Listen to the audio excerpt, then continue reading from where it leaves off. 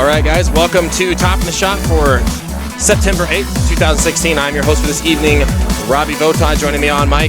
Last week's Top in the Shop champion, RTY, Rayshawn Younger. Welcome back, sir. Thank you. I didn't know if you were going to come back. I thought you were going to sit on your high for a while and play World of Warcraft or whatever it is. That was actually the game plan.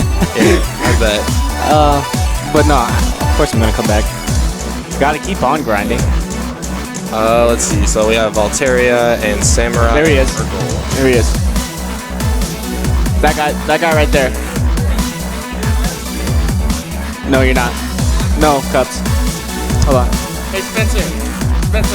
All right, so we're getting a PS4 cable issue resolved really quick, but thanks, guys, for hanging out during casuals. We're broadcasting live from Alamo Draft House, located in the heart of Kansas City, Missouri, just adjacent to Power and Light District.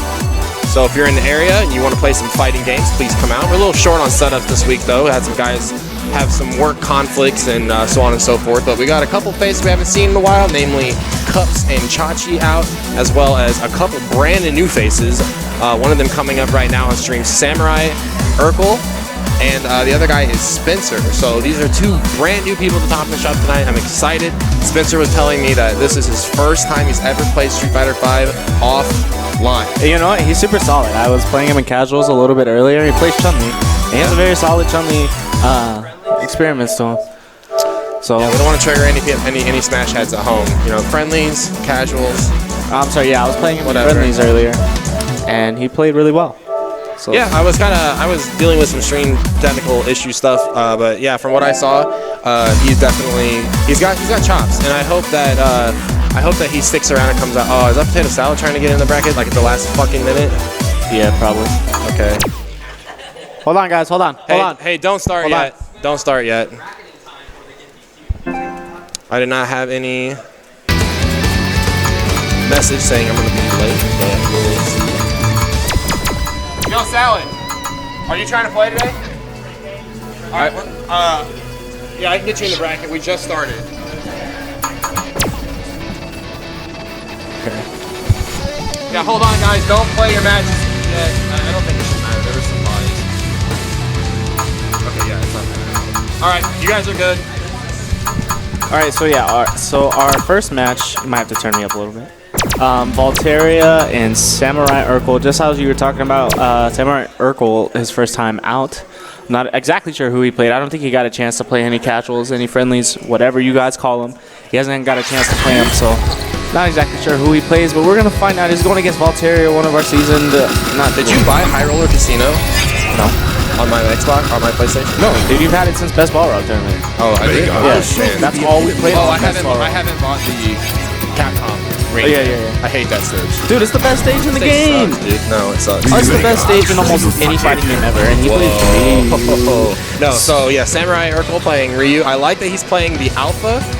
He's even got the white headband. That is the true OG Ryu color right there. Yo, matching his outfit. That's how you play it. That's how you pick your character. Samurai Urkel. Okay, so let's go Round one. shop here. Yeah, it has everything. 9. Yeah. So no button check straight into it. So this can be a hard matchup for Vega if Ryu knows how to get in and bust people up with a stand medium punch and stand medium kick. But as long as Vega's got the claw on, the range is in his favor. And right now, Valteria going to work. Both players, a little bit of a scramble situation, I would say, but trying to make the best of it. Yeah, Nutty DP, I don't know if just Valteria wasn't ready for the punish, wasn't expecting it. He did get a little bit of a punch, but he didn't get much off of it. He's going to be able to combo off that. Oh, we didn't believe it. Ooh, yeah, I don't think he's just not ready for these punishes. Both players seem like they're not warmed up. Yeah, for sure. That's what it is. I don't think, like I said, I know for sure Samurai Urkel didn't play any casuals, and this is his first time playing in our tournament, and it's his first time playing on stream. So that's a whole bunch of things to keep in mind. At the same time, Valteria didn't get to play any casuals as well, so like you said, they're just warming up. You see it all in the... Yeah, I don't think we'll see their real chops until the next game. So whoever takes this is going to have a distinct advantage as far as motivation goes. Oh, and that is the DualShock controller running low on battery. Hopefully it survives this round. Survives the round. Friendly reminder, guys, if you're at home, if you're going to bring equipment, make sure it all works, make sure you have all the cables, whatever. And Samurai Urkel is like, I got I got 2 minutes left on this battery. I gotta cut this quick, Valtteri. Yeah, you know what? Even with that super though, he still has a pretty nice life lead. Wake up DP? Oh, That would have been clutch. yeah. I don't think it. Oh, that's gonna work. It'll work. Yeah. Oh, he didn't get the follow up. Yeah, I knew he. Oh. Okay. Okay. So he's showing those. He's showing that he has those. That's a very risk. That DP, that hard punch DP that Ryu has is not your granddaddy's Dragon Punch. It's 5 frames, so automatically the idea of Ryu, the Street Fighter Ryu, having anything less than 3 frame DP is blasphemy. But anyways, 5 frames and it's not invincible. That's not the one you want to use for anti-air. Exactly. In most situations. But wow, yeah, good stuff. So both players right now are kind of feeling the pressure that you mentioned earlier. A lot of jump light punch by Samurai though. Wow, just speaking of heart right and you know what's weird? Jump. Oh my god. This boy's crazy. The jump light punch is not necessarily Ryu's best button. Obviously, No. just jump in medium kick or the busting button to jump in light kick. Jump short, absolutely. The battery is getting really low. We're on. Oh, this is. Oh my god. Another element of drama right now is will the controller. He's like, I have to. The battery is dying, so I have to finish. But he's And that's gonna be the that's gonna be the round. I didn't know he had super. I was looking at the wrong bar. Yeah. Okay. Hey, can we get this guy? Hey, let me look for a cable really quick. Hold on. Yeah, I got you. Okay, so we already plugged in his cable. Good. All right. That way he doesn't die, guys. Rule 101 of tournaments. All right, your controller is the most essential part of the tournament. Don't let it die on you. Yeah, it's like basically like having your leg break mid-sparring. Or like, dude, just like running down a straight line and then you just die. Like, it's exactly what this is. So anyways, Samurai Urkel definitely not outclassed there. He held his own there. And like we said, Valtteri has been here week after week after week. So for him to do that well against a player like Valtteri, his first time in a tournament, is pretty nice. Well, I don't know. I think Samurai is definitely giving him some work right here. There's a couple things as a player you have to realize when you play against a player like Samurai is what they're willing to commit to. So we've seen a couple, arguably derelict Dragon Punches. This is something that Valtteri has to keep in mind. Yeah. Good idea right there to be triggered because they can't follow the pressure. He DP'd on the. Oh, that's gonna combo. He DP'd on the -2 mix-up. Not even just DP'd. I was doing it all last week to Valtteri because I noticed he kept pressing. Well, yeah, I mean, I know that that's a hard combo, so I'm like, what is this? I thought it was Ray Sean. I thought it was plugged in. That's what This is the drama right now. That's what they told us. The wake up DPs. I don't. Yeah, there's a cable coming out of that. The PS4 controller is pretty wonky, so I'm sure it's plugged in. Okay. All right, so. Oh, missed the anti-air. Big damage from Valtteri. He's sitting on match point. He has a big life lead. I think he baited that super pretty properly. No, he did not. Oh, but he's going to get the cross-up wall dive. Drops the combo into a DP. Okay, so what I've noticed is he likes to DP himself out of pressure. He's just baiting like he wants a drop, and he's just kind of, hitting DP out of it. So yeah, and that's one of those things like when you're at home and you're playing online, and I'm not trying to talk down to people who play online. Adjust sounded devices. You need to test your opponent to see if they're going to do those kind of wake up DPs. And if you're worried about your opponent doing DP during a string, just...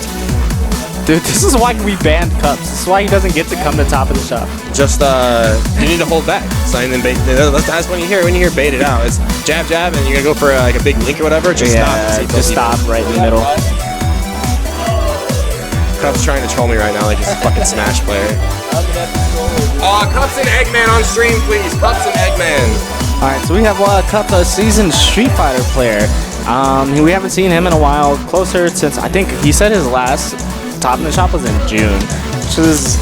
I feel like it was way before that, longer than that. Yeah, I mean that's how I feel, but. He told me yesterday because we played yesterday. He said it was in June, so possibly. Next on stream, I need fire team and potato salad on deck. And then, so he told me last time was in June, and we played yesterday for quite a while, and he did really well. So he's definitely in there, definitely still one of the players to look out for and be fearful of when you see him in your way. Cups is all times. Cups' play style is very, very smart when he gets up in your face. Like he understands the ebb and the flow of I know you want to push buttons here, so I'm going to counter hit you. Things like that. Yeah, bro. That's how he played when he played Cody back in Ultra Street Fighter 4.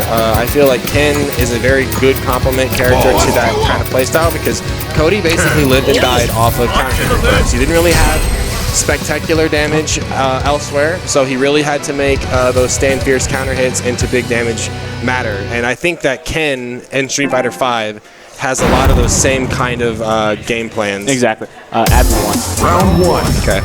All right, so jumping into this match, we got Ken versus Balrog. Like I said, we played yesterday, and the first thing I did was play Balrog, and we haven't switched names yet, but he definitely knows how to hold his own in this matchup. He's first off, where Balrog wins this matchup is getting around fireballs, and Cups is not too much of a fireball Ken. No, he's not a Shoto player. Well, yeah, I mean, he didn't play Shotos in 4. Yeah. He was a Cody player in 4. So the playing Shotos and playing another Street Fighter character is nothing the same. It's basically the way we kind of explained it when we were talking yesterday. Three-frame jab and Spencer to play off street. All right, so he's gonna. Oh, he drops the combo.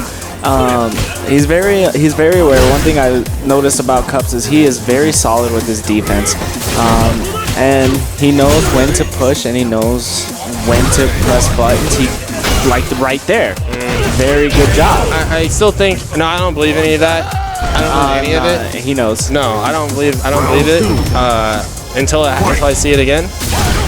Alright. Why did that not update? Okay, nice DP. That's one thing you have to watch out for. Very good shimmy there from Cups. Yeah. Cups will wake up DP on you shamelessly. And that's just kind of his playstyle, and it works out for him. Well, there's a couple. I mean, there's a couple things like not seeing like Cups getting in a lot of like runs. Yeah, that's what I was just about to say. And I kind of was hoping that either A, he wouldn't do it, or B, Eggman would jab, dash punch those, because it's kind of the essential easy punish to those runs, because they aren't safe runs at all. So all you have to do, especially as Balrog, is just jab, dash punch to get out of it. It's simple. It's just one of those. It's just a matchup experience thing where you have to just see it enough to where you can start reacting to it, and it's very easy to blow up. And like we said, Eggman is a newer player. Yeah. So what can Eggman do here as far as trying to mitigate some of this pressure? Because right now, like I said, Cup's really not doing a whole lot of unsafe strings. Probably could have got better damage off that. Not really from that range. But. Yeah. I mean, to be fair, like you said, there's not really much you can do from that range. Like I said, the thing that in this matchup now, I think this matchup is a little bit more. It's a little bit harder for Balrog than say Ryu. Because Ken can just do so much run down, so much rush down. So what Eggman needs to do, first off, is cancel that into V-trigger so he doesn't get punished. But he needs to calm down. You see him doing a lot of walk back before he does something like that right there. Good punish there from Cups, and that stuff's gonna get him. So what he needs to do is calm down, not be afraid to down back, and just go with the flow with the jab, dash punches. Do more dash punches. To simplify what you're saying, like I know I talked a lot. He's walking back too much. He's putting himself in the corner. Yeah, he's basically cornering himself, so he needs to do down back, but that's it. Down back, space. And really, every single character in Street Fighter 5, one of the good things about the game, is every single character is a incredible threat when they have you cornered. That's kind of the... Well, it shouldn't be, and it shouldn't be too hard for Balrog to hold his own, especially if he's down backing and trying to earn the space against Ken, because Ken does not have large buttons, like large range buttons, and Balrog has that Stand Fierce, which is the equivalent to Chun-Li's Stand Fierce. And it can really hold his own in the neutral a lot better in that situation. But anyways, strong play from Cups. Cups takes that 2-0 over Eggman and moves on into winners round 2. Up next on stream, guys. Potato salad on stream, please. We have Fire Team and Potato Salad. We've seen Potato Salad before. Last top in the shop we've seen him in. He got 3rd place. On an open setup, I need Samurai, Urkel, and Eggman. So off stream when it opens up.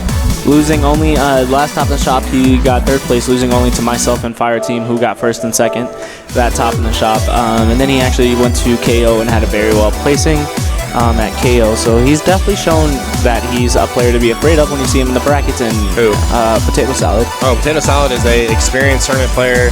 I mean, he doesn't have KIT in his gamer tag in his handle for no reason. So he comes from a strong scene. He's Marvel player first and foremost. made his name playing Street Fighter 4. I mean, you can Google him on here. You go on YouTube and type in Potato Salad, you'll find videos of him playing his Abel, and has some pretty good stuff. Yeah, so, and he, it's interesting now that you bring up Abel, because he went from Abel to Lore, which is one thing that I expected from most Abel players, like 801 Strider and stuff like that, and none of them have done this. No. None of them have went to Laura except for Potato Salad. I mean, it's not the same, but it's as close as it's going to get. The Fireball basically replaces Abel's step kick. You have a lot more proactive buttons when it comes to range as in the neutral with Laura as opposed to Abel. So is she a better character? I don't know. Abel doesn't beat you in the neutral. Abel was statistically the last remaining Vortex character left in Ultra Street Fighter. Well, I don't think Laura beats too many people in neutral either. But the only collector she has that can hold her own in neutral is that stand roundhouse. That's because it's so far and it's only -4, so you can't punish it. It's spaced right. Other than that, I don't think she really has too much to hold her own in the neutral. No, but compared to Abel, though, who did not get step kick, and that was I guess that's true. He did not have a crouch. He did not have a crouch medium kick that had any sort of range. He was basically the epitome of being a stubby striker with a command grab to back up. So his damage was off of step kick, counter hit, fierce. So going straight into it, Fire Team. Was it? No, it was Stand Fierce. Oh, okay. Close Stand Fierce. All right, so Fire Team going with the Ryu in this pick, and believably so, we talked about this plenty of times, especially seeing this matchup with Chad. We think that Ryu is more of a better matchup or more of a worse matchup for Laura than Nash would be in this circumstance. Well, it's just Laura beats up on Nash is what so that's what Fire Team is trying to. It's harder for Nash than it is for Ryu. Oh yeah. And that's why he goes. You gotta switch names. But he's going. Potato Salad doing really well right now, holding his own. He has a big life lead right now against Fire Team. Yeah, so Potato Salad will make you understand the merit of having your meaties timings down. Potato Salad will wake up jab. It's very important because Laura has a 3-frame jab, so it's very important that you would know something about the 3-frame jab. I am like, to be fair, I'm kind of vocal about it. I don't like the fact that Laura has a 3-frame jab. I think she's the least deserving character of a 3-frame jab. That's just it. But Fire Team down again. He's just starting to bring his meaties are important here. Yeah.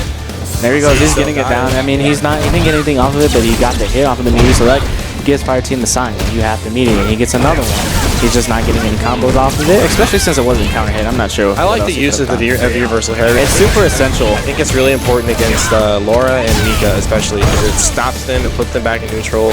And because they get a lot of money off of the take throw kind of mix you up command grabs. Good switch, side switch, combo confirmed from Fire Team. One thing people need to realize, especially when playing Potato Salad, unlike most lures, he ends his combo into the shoulder, and most people do either the punch or the kick afterwards to do the flip, right? Potato Salad wants to leave you grounded, so he can either command grab you or grab you afterwards. And he does that a lot. Yeah, both players now really respecting each other's spacing, trying to figure something out here. Fire Team aware of the fact that Laura's got a full bar meter, does not want to throw any derelict plasma. Potato Salad finds a way in, looking for meaty setup, doesn't find it. Tatsu to safety. To be fair, Laura doesn't use her meter all too much except for EX Fireball, but it is still a threat because it starts her pressure. And EX shoulder for the fireballs. Yeah, that's why he was in that. He wasn't throwing any fireballs right there. Oh, he couldn't really gotten too much off of it because he didn't have super. I wonder if that stand medium kick was moon. Nice back dash, and he gets the whip punish. Good play there from Fire Team. Gets the trade on the anti-air. Dash up throw. What's the meaty? Delay wake up into the jump. Reversal. Oh, that would have been it. Fire Team dash up. Stand light kick into the throw. He's gonna take the game. Keep it very simple. Crouch here, DP. Yeah, very very solid stuff. Fire Team able to make the comeback and win that first game. It looked like he figured things out a little bit. You saw him progressively figure things out throughout that set. Yeah, I think after he got lit up by the first EX shoulder, you saw Fire Team become a lot more mindful of that specific range. Yeah, that range. And Potato Salad, he got here incredibly late. We put him in like kind of emergency in the bracket. So he doesn't really have any warm-ups right now, but making it work. Yeah. All right. So going into it, Potato Salad once again pushing Fire Team into the corner, getting the side spin, putting himself into the corner, but it works out for him because he gets the grab into the command grab mix-up. Very strong there. Man, I don't know what it is, but I always find myself pushing buttons too during that string. Like you just don't expect. And the fireball just takes so long to come out that it works out in Laura's favor. As you saw right there. Yeah. And it's like, man, near perfect there. Took a little chip damage. And that's what stopped the perfect. But he had a very dominant round there. Let's see what kind of adjustments that fire team can make. He gets hit by that EX shoulder. Yeah, he just caught walking forward. Yeah. There was no fireball or anything. He just, like you said, got caught walking forward. Potato Salad's Laura, it can be kind of like, it's very difficult to approach as a Shoto because he will sit back and play the zoning game with you. Yeah, which is weird. Yeah, it's not necessarily a hallmark of Laura's plan, but talk about this right now. Pressure in the corner. This is really unusual because I never see fire team get thrown, ever. So, I mean, I understand command grabs, but I don't ever see him, I always see him take a throw. And he's been getting grabbed quite a few times throughout this set. I think Fire Team is doing really well at his movement right now. So his movement, maybe he's going for an option of just avoid the grab instead of have to detect it. Yeah, I like how he's doing. He's doing the meaty solar plexus, and if you delay wake up, he's going to go for it. He has another setup after it, so it's pretty good from Fire Team. I feel like he's dashing at a lot of the same ranges that Nash would dash. And they reset underneath, convince to hold down back. Yeah, that's the Potato Salad special every time. Every time. I don't know, man. He does that every time. He does the stand reset to something, command grab, meaty, something every time. So these are things that Fire Team has to look out for. He's gonna go to the character select. I think we are gonna see the jury, Nash. right? Yeah. Oh. To be fair, Nash is a better jury. Yeah. Every single DLC character so has better versions of them in retail. Yeah, every single one. I would say that Alex is maybe a better Zangief. Yeah, here's my theory. I wonder how good that the DLC characters would be, like, if they were made correctly. Yeah, if they were but if they were on release day. No, it's because the problem is, all right. So the problem is because they were not. Wow. I don't know, because the game doesn't follow a. Round one. Fight. A consistent plan. I'll talk about this after the match, but I'm gonna explain why the DLC. Oh wow, gets the crush counter sweep to start things off. Nice DP from Rare Team. Yeah, that's rare. Just kind of and it works out for Potato Salad though. Yeah, this is the command grab mix up. I want to see some neutral jumps. That's one thing I have not been seeing from Fire Team at all throughout this set is neutral jumps. He had a little bit back in the corner, and all right. So Potato Salad on match point against Fire Team, showing that he did not need to get any pregame stretch in to put the beat down. Maybe they went to the character select just to change the stage. That's what I did for Kong last week. I was like, go to character. I want to. Yeah, I was expecting the Nash switch because especially since the last time they played, he went with Nash and won, but it wasn't easy. So maybe he feels like he can figure this out with Ryu. No, there's no maybe. I mean, he picked Ryu. Right. Fire Team's Ryu definitely still very dangerous. There's that wake up jab again. Yeah. Mean timings are important. Strong with punish, but he couldn't get anything off of it. Nice shimmy because he just didn't want to take. So far, Fire Team has won on the ground. So yeah, the discipline from KIT. This is a different game, but this is a different game right now. Laura has her momentum. She had that hard knockdown, so Fire Team just reset the neutral, and he needs to stay here, keeping it neutral. And, well, the thing is usually when players get beat on the ground, their first instinct is, well, I got to jump in. And it was you can really tell the tournament experience of Potato Salad, the discipline not to go for it. Fire Team scoring some damage there on a B trigger, but he does not have the reverse on that, which can be very kind of difficult to deal against Laura. Wow, knocking on the door and finds an overhead. I don't even know if what did you say? Final round. Spencer 1-2-0. Oh, okay. 2-1. Okay, so we're diving into final round. Fire Team. Jimmy gets that very nice crouch medium kick into the Tatsu, but however, Potato Salad responding, taking the life lead here. Wow, that was definitely an accident. I don't think the other overhead was intentional either. It was 3, bam, bam, bam. Yeah. I think he missed the timing, got the overhead, but I think it worked out. It's pretty tough. Wow, very nice from dash under. This match is coming right on the trip guard. Good defense by Sal. Very nice. Oh, that neutral jump didn't get the anti there. He probably went for the stand jab. The problem with the stand jab anti, especially in this matchup, is that Laura's. Oh, that fireball is so difficult to deal with. Dude, nice anti-air. Laura's jump medium kick is so hard to deal with, and that's gonna be it. I don't know. Okay, so Fire Team dashed the end. I think that was a smart play. However, being as Fire Team is very good with Nash, very good with Ryu, maybe the spacing was off just a little bit, because I think what Fire Team thought was, This guy's ahead. He's going to wait for me to do something dumb like jump out. He's going to be ready, so I'm going to dash in there, throw, get myself out of pressure, and instead salad with the reactions. Well, and the other thing we saw is he actually did jump back twice. So he jumped back in the corner twice, trying to avoid the fireball, and he's like, okay, now I think I'm clear. When really Potato Salad was like, nah. Right. So I'm going to finish my thought really quick on the DLC characters. There is no, there's no model that Street Fighter V characters follow because all the V triggers have to be unique. Right. All right. Critical arts out the window, doesn't matter. But like in Street Fighter V, everybody, or in 4, everybody had a focus attack. Everybody had FADC. Right. No question. So everybody had these universal tools. In 5, nobody follows a universal plan. So what Capcom does is I think sometimes they err on the side of caution, and they go, this Ibuki bomb, this could be really good if we put X and Y on it. But instead, we're gonna err on the side of caution. We don't want to have a OP fiasco that we have to go back in and retool and balance. So we're just gonna make them bad.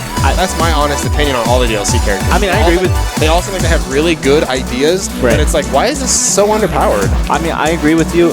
At the same time, the first 16 characters are so easy to pick up. It's I can pick them up. Wow, this is a combo. This is a meaty setup. Bam, I'm ready to play in a tournament.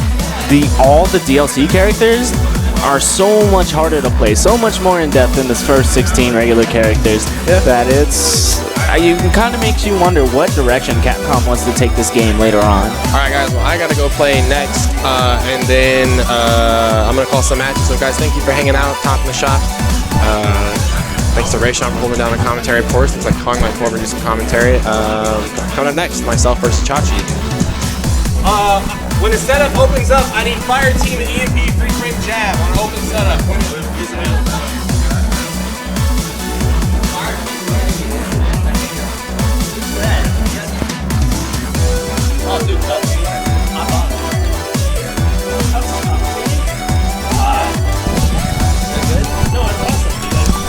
Joining me, we haven't had this guy commentate a single match in Street Fighter in 13 years. What up? Mr. Nick Van Stratton, the old man of the community himself. Oh, Alex is not in the bracket. I'm changing up the play a little bit. I typically don't commentate until I'm already went 0-2, but unfortunately I won one today, so. Dang, I said, unfortunately, I won one today. So, we're going to go ahead and play because that match is in progress. Who's 3-frame jab? That is Mr. Chris Cunningham. Oh, that's so good. Do you hear Chris's name? EMP 3-frame jab. Chris Cunningham's name today is EMP 3-frame jab. Alright. Okay, everybody, we are at Top of the Shop here, the Alamo Draft House, and this is going to be the 9/8 edition. I don't even know what today is. Yeah, the 9/8. I can't believe, man, it just came up like fairly recently how we had been at Alamo for like over a year and a half. Yeah, we've been here forever. I remember strongly Brad and I commentating that first one. That's pretty sick. We had like 600 viewers or something. Yeah, for 2 or for 5? For Street Fighter 5? For 5, yeah. It was man. like the first or second max outs that we had that many. And one, I'm pretty sure we got botted that one time, but there was one Top of the Shops where we had like 1250. Like, that's outrageous. Yeah. Yeah, no, that one was real because that was like the release day tournament, and everybody was like, "Yo, let's go watch it." And then we had Guilty, who everybody knew, was winning, and so featuring Guilty. Yeah, featuring Guilty. Coming up here though, we have Robbie V versus Chachi. It's gonna be a Shoto matchup. Chachi, like in his Street Fighter career, has kind of bounced back and forth between Ryu and Ken. His style is really mix and match a lot. It's really interesting. Sometimes he really decides to go in and be aggressive, but sometimes he likes to sit back and play the keep away game.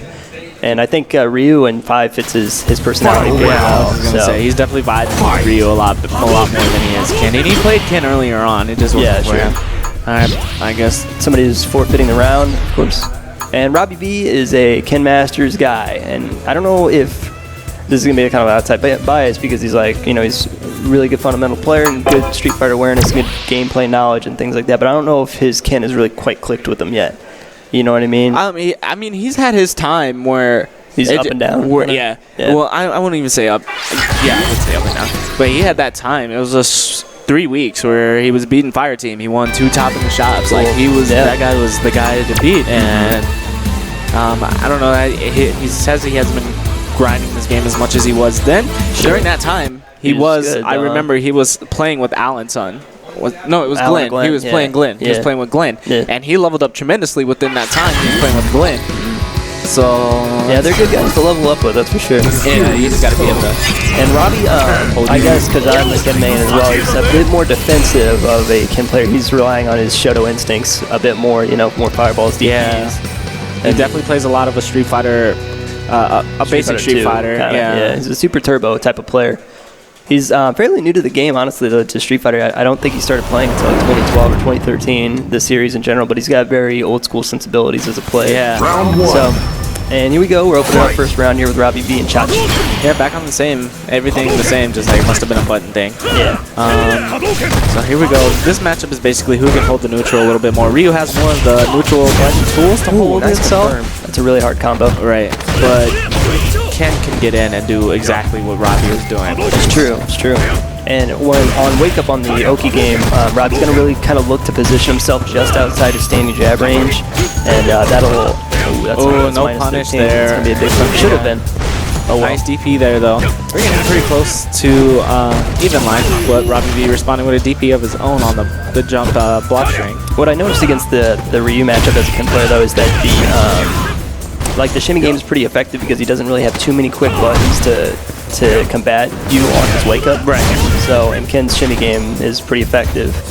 It's good overhead. Yeah, so this is going to be essential. We're going to see if Chachi can deal with it. Ken's EX Tatsu is a major threat, especially in this matchup, because if you don't position your fireballs well, you're going to get dumped in, just kind of like how we saw right there. Oh, no punish again on that target combo. Robbie getting away with murder, and I think he's figuring it out. I would have liked to have seen him blow the EX Tatsu for that line breaker because it would have carried him to the corner. Right. And that early in the round is pretty effective. I think Robbie likes to go for the heavy punch DP ender. Because you do still get Oki off of it, and I guess it does more damage, but like I think the Tatsu gives you a little bit more Oki and more stun. Yeah. Exactly. So. All right. Yeah, and he's 4. He played Ken in 4, so I still think he's got that in his DNA a bit. Yeah. Combo finisher. So we're just looking for Robbie to kind of close this up here. Chachi's by no means out of it though. Ryu's kind of a damage monster. He's got full V trigger. Oh, that's it. Yep. Robbie taking that first game. We were talking about that yesterday, how Ryu's nowadays are doing a lot of the standing medium kick V trigger activation. So you can, it's a good and bad thing. That's why Ryu's with V trigger, you can kind of tell when they're positing for sweep or for standing medium kick or something. Yeah, like that's that. the thing with Ryu. You can do any button literally into. Yeah, you were doing standing jab. Like Or no, stand like kick. Is that what it was? Yeah, Okay. stand like kick V trigger. Oh yeah, that's right. Because you can And get super, if it connects, you can get the confirm and the super. Which is pretty goddamn. But that's the Taquito special. And good DP, that's the classic Shoto stuff right now. Chachi's looking a little unsure of where he needs to be standing. yeah, that's the problem with this match, is finding out where where you want to position yourself in the neutral within the square range. Sure. Both of these characters have pretty good range differences, and you'll be able to see a little bit more personality because some of the Ryu mains like to use more ranged buttons like standing roundhouse or standing medium kick, and sometimes people like Fire Team like to get in there and do the close medium buttons and stuff like that, you know what I mean? Yeah, exactly. So it's kind of a testing the waters thing for a while. Looks like Robbie's really representing the standing roundhouse for right now. And it works really well for Robbie right now because of the spacing that we were talking about earlier that he's putting himself in. Chachi doesn't have an answer for it, so sure, yeah. As long Your as only real option for the standing roundhouse is either if he gets too close, then you can do the standing light kick punish, or to jump over it. Yeah. Robbie's already shown that he DP'd a couple times, so. So he's trying to keep himself out on the ground game. Right there, he could have DP'd. He blocked the jump in. Yeah, which Chachi, again, has been playing Shotos for decades, so. No, that's not going to be a combo. At least he's safe, though. Yeah. Well, That could be it, yeah. he could have probably punished with super of his own. Okay, cool. Thanks. Oops. Round 2. Fight. Okay. Urkel 1, 2. Okay, so here we are going in here. Chachi's finally got a win under his belt, and that was a good DP, good late DP, kept himself crouched so he can get his hitbox a little bit lower. Okay, good cross under as well. Okay, looks like Chachi is definitely one of the more momentum-based players we've seen as well. As we saw a couple max outs ago, he Like, you know, sometimes he'll go 1 and 2, 2 and 2 at a max out or something like that, and then every once in a while he'll just explode and take second or third or first. You know what I mean? He's even had that in this game. There's a sweet spot tournament where he plays third in. So nice. I mean, he definitely blow up any time. That's very nice. Very good stuff. I saw him testing the waters against Kong earlier with that fireball. Yeah, you know what's crazy is he did it right at the animation. Like he didn't. Yeah, he was ready. He didn't wait for the fireball. He did it. He heard hot and just super. Just pretty nice reaction there. Strong anti-air though. Robbie V on match point right now. One of the DP, but I think, you know, gets the job done. We need to see Chachi jumping in with those light kicks a little bit better. I don't know if he's got the confidence for the jab confirms off of that though. Yeah. Interesting note, he plays on PC, so kind of doing that jab combo from PC to PS4 is a little bit difficult. Oh, is it? Just because of the lag stuff. Okay. Good combo. Could have got a little bit more. Not too bad. Good corner carry. Wake up DP from Chachi, showing he's willing to do it, but Robbie V responding with his own, saying, I am more willing. He's going to get the stun, and probably going to close it out. Yeah, it's going to be pretty close. Yeah, he didn't get the most optimal out of that. Could have got the EX Fireball to double DP. Cutting you kick super. Is that it? Yeah, pretty close though. Dude, I never know, dude. It's like, oh, okay, so good stuff from Robbie. I think he went for the anti-air and it just did not work out for him. So we're gonna. Robbie doesn't seem too happy about that win, but Chachi, you know, still got some work to do. Can go through losers. It didn't look like he really warmed up all that much. I saw Robbie grinding out games and good stuff from both players. So we're gonna put Robbie back on the mic.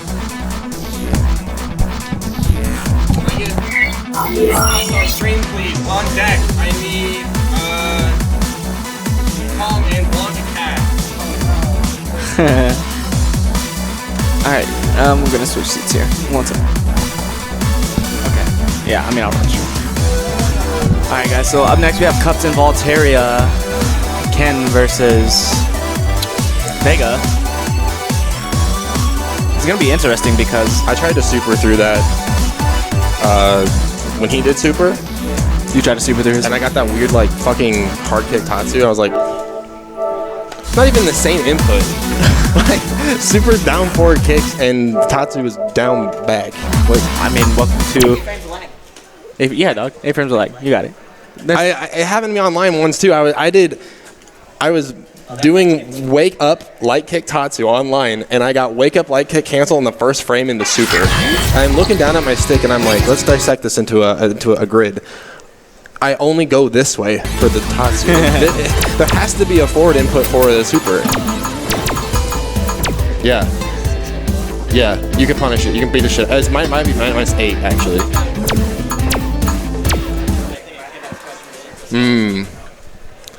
Yeah, it's you definitely can tell I've been playing online much whenever I do light kick Tatsu and block and I just max out EXD. Yeah, that shit is so fraudulent. I don't own that for a second. But we got Cups and Valteria coming up. So Cups showing his dominant bulldog style play against who's he playing in the first round? Eggman. So looking against Vega right now. So again, Cups the more the more experienced tournament player, I guess. But Valteria, best thing about Valteria is he keeps coming out every single week and keeps working hard and shows improvement every single week. So that's what I'm excited to see.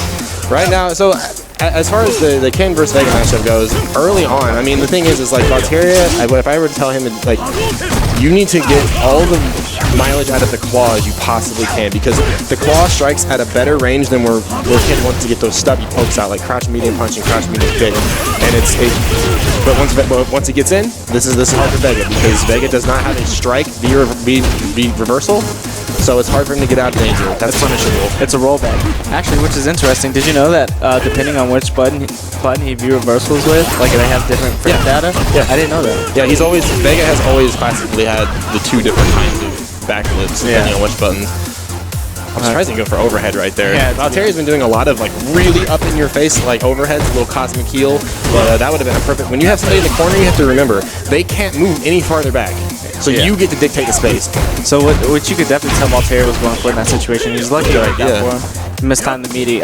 He had him in the corner, and he was definitely trying to just dash up to man grab, and Cups wasn't letting that happen. As you can see that, especially with that DP on the wall dive, he knows the basics to fighting Vega.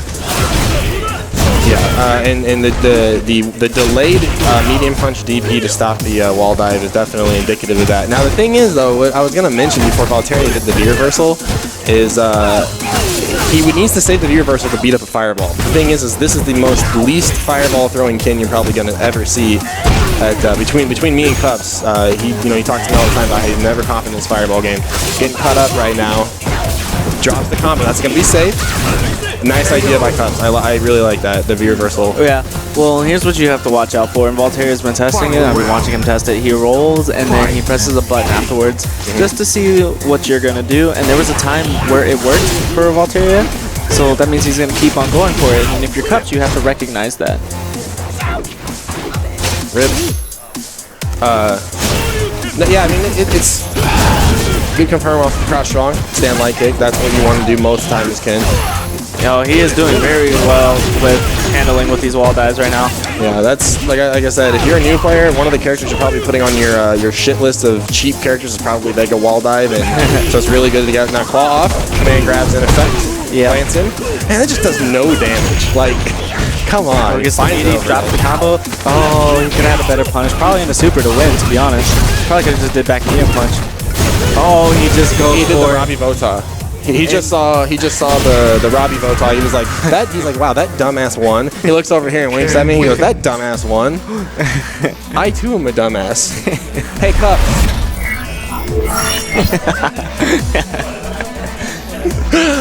Alright, diving into game 2, Valtteri. Hopefully he doesn't get too mind fucked by that working. It's, things like that, it's gonna happen. Yeah, I mean, you're just never gonna expect it, and when it works, you're like, why did that work? The thing is, though, assuming Cups is a good player, which he puts that away.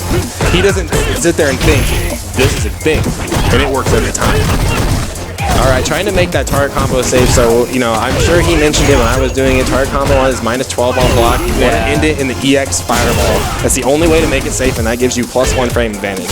So, I mean, it's safe if you do it. Oh, no. No, it's never. It's never safe unless you do EX you gotta do EX fireball. And actually, your V trigger is like +26 or something ridiculous. I mean, you're using your V trigger and an EX bar, but whatever. +26, let's take it. Okay, nice cross up there. Very solid defense from Cups. This is one thing I was explaining earlier. Is Cups has some of the Excellent punish. ridiculously good defense I've ever seen. However, he went for the meaty command grab, mistimed it, and got bought by crouch medium punch by Cups. He's sitting on match point against Valtteri. Crouch medium punch is a very good way to confirm into V trigger. It leaves you at 0 on block, meaning you're not at advantage or disadvantage, but the trigger keeps the pressure in. Yeah, exactly. Ooh, no trip guard. I dig it. That was a ridiculously good trip guard. That's good the Cup special. Yep, trip guard again. The thing is Valtteri is getting very jumpy right now, so the question mark is starting to appear over his head of how do I approach this matchup? Well, how do I get in? Excellent DP, and the thing is they're getting too telegraphed. Yeah. And the thing, so like, what reason does Valtteri have to jump? Because Cups, I don't think he's thrown a single fireball in neutral. No, he has. He's done one in the first game, and that was it. I think and it's probably not true, but Rush counter? Yeah. Please? No. Oh no! Missed the punish, and Wake up it's gonna super, be just the do it. game. Yeah. Okay. So one thing I saw, I get caught with it a lot, is you see Cups go in and you do jump in, he doesn't DP you on jump in, and you're just like, okay, well then I'm just gonna keep on jumping in, and then he did it. So it kind of changed the momentum of the way that works because he actually started anti-airing on DP. Up next, you're going to stream. We're going to want to call Potato Salad and Spencer. Calling about Cat playing on stream. I need Potato Salad and Spencer on stream. Potato Salad and Spencer. So we're going to have Chun-Li versus Laura, which is cool because I wanted to see Potato Salad play. I'm sorry, I wanted to see Spencer play on stream because he's like one of our new guys that we were talking about earlier. Let me fix these scores.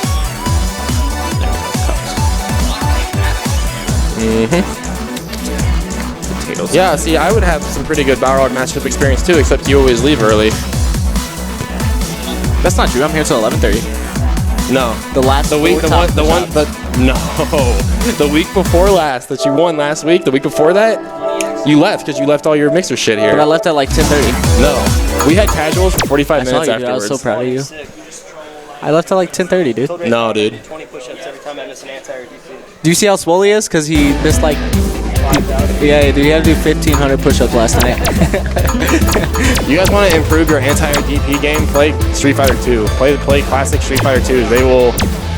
If you accomplish the correct fireball spacing for either Ryu or Ken or even Guile for that matter, and you throw the projectile and they jump, you will always get an anti-air no matter what. So it teaches you to recognize spacing and start aiming for those little goals mid-match. Not you, not God, not the devil can change the fact that if you space that fireball right and they react, you will get paid with an anti-air. So coming up next, newcomer Spencer against seasoned vet KIT Potato Salad. Like I said, Spencer was holding his own. You guys got chat up. You guys want to follow along at home? Exclamation point bracket will keep you guys in touch at home. Yo, shout out. Shout out to you guys.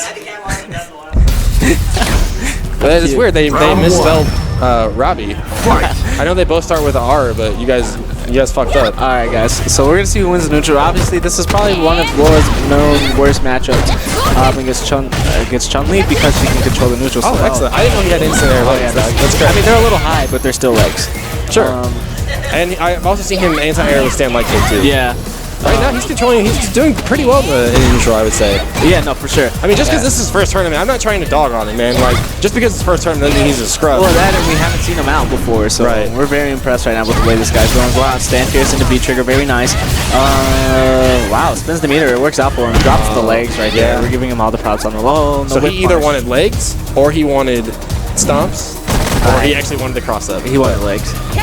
Oh, wow. Just walk Reach out and touch somebody. He didn't have meter. I think he thought he did, but he did. And that's stand fierce.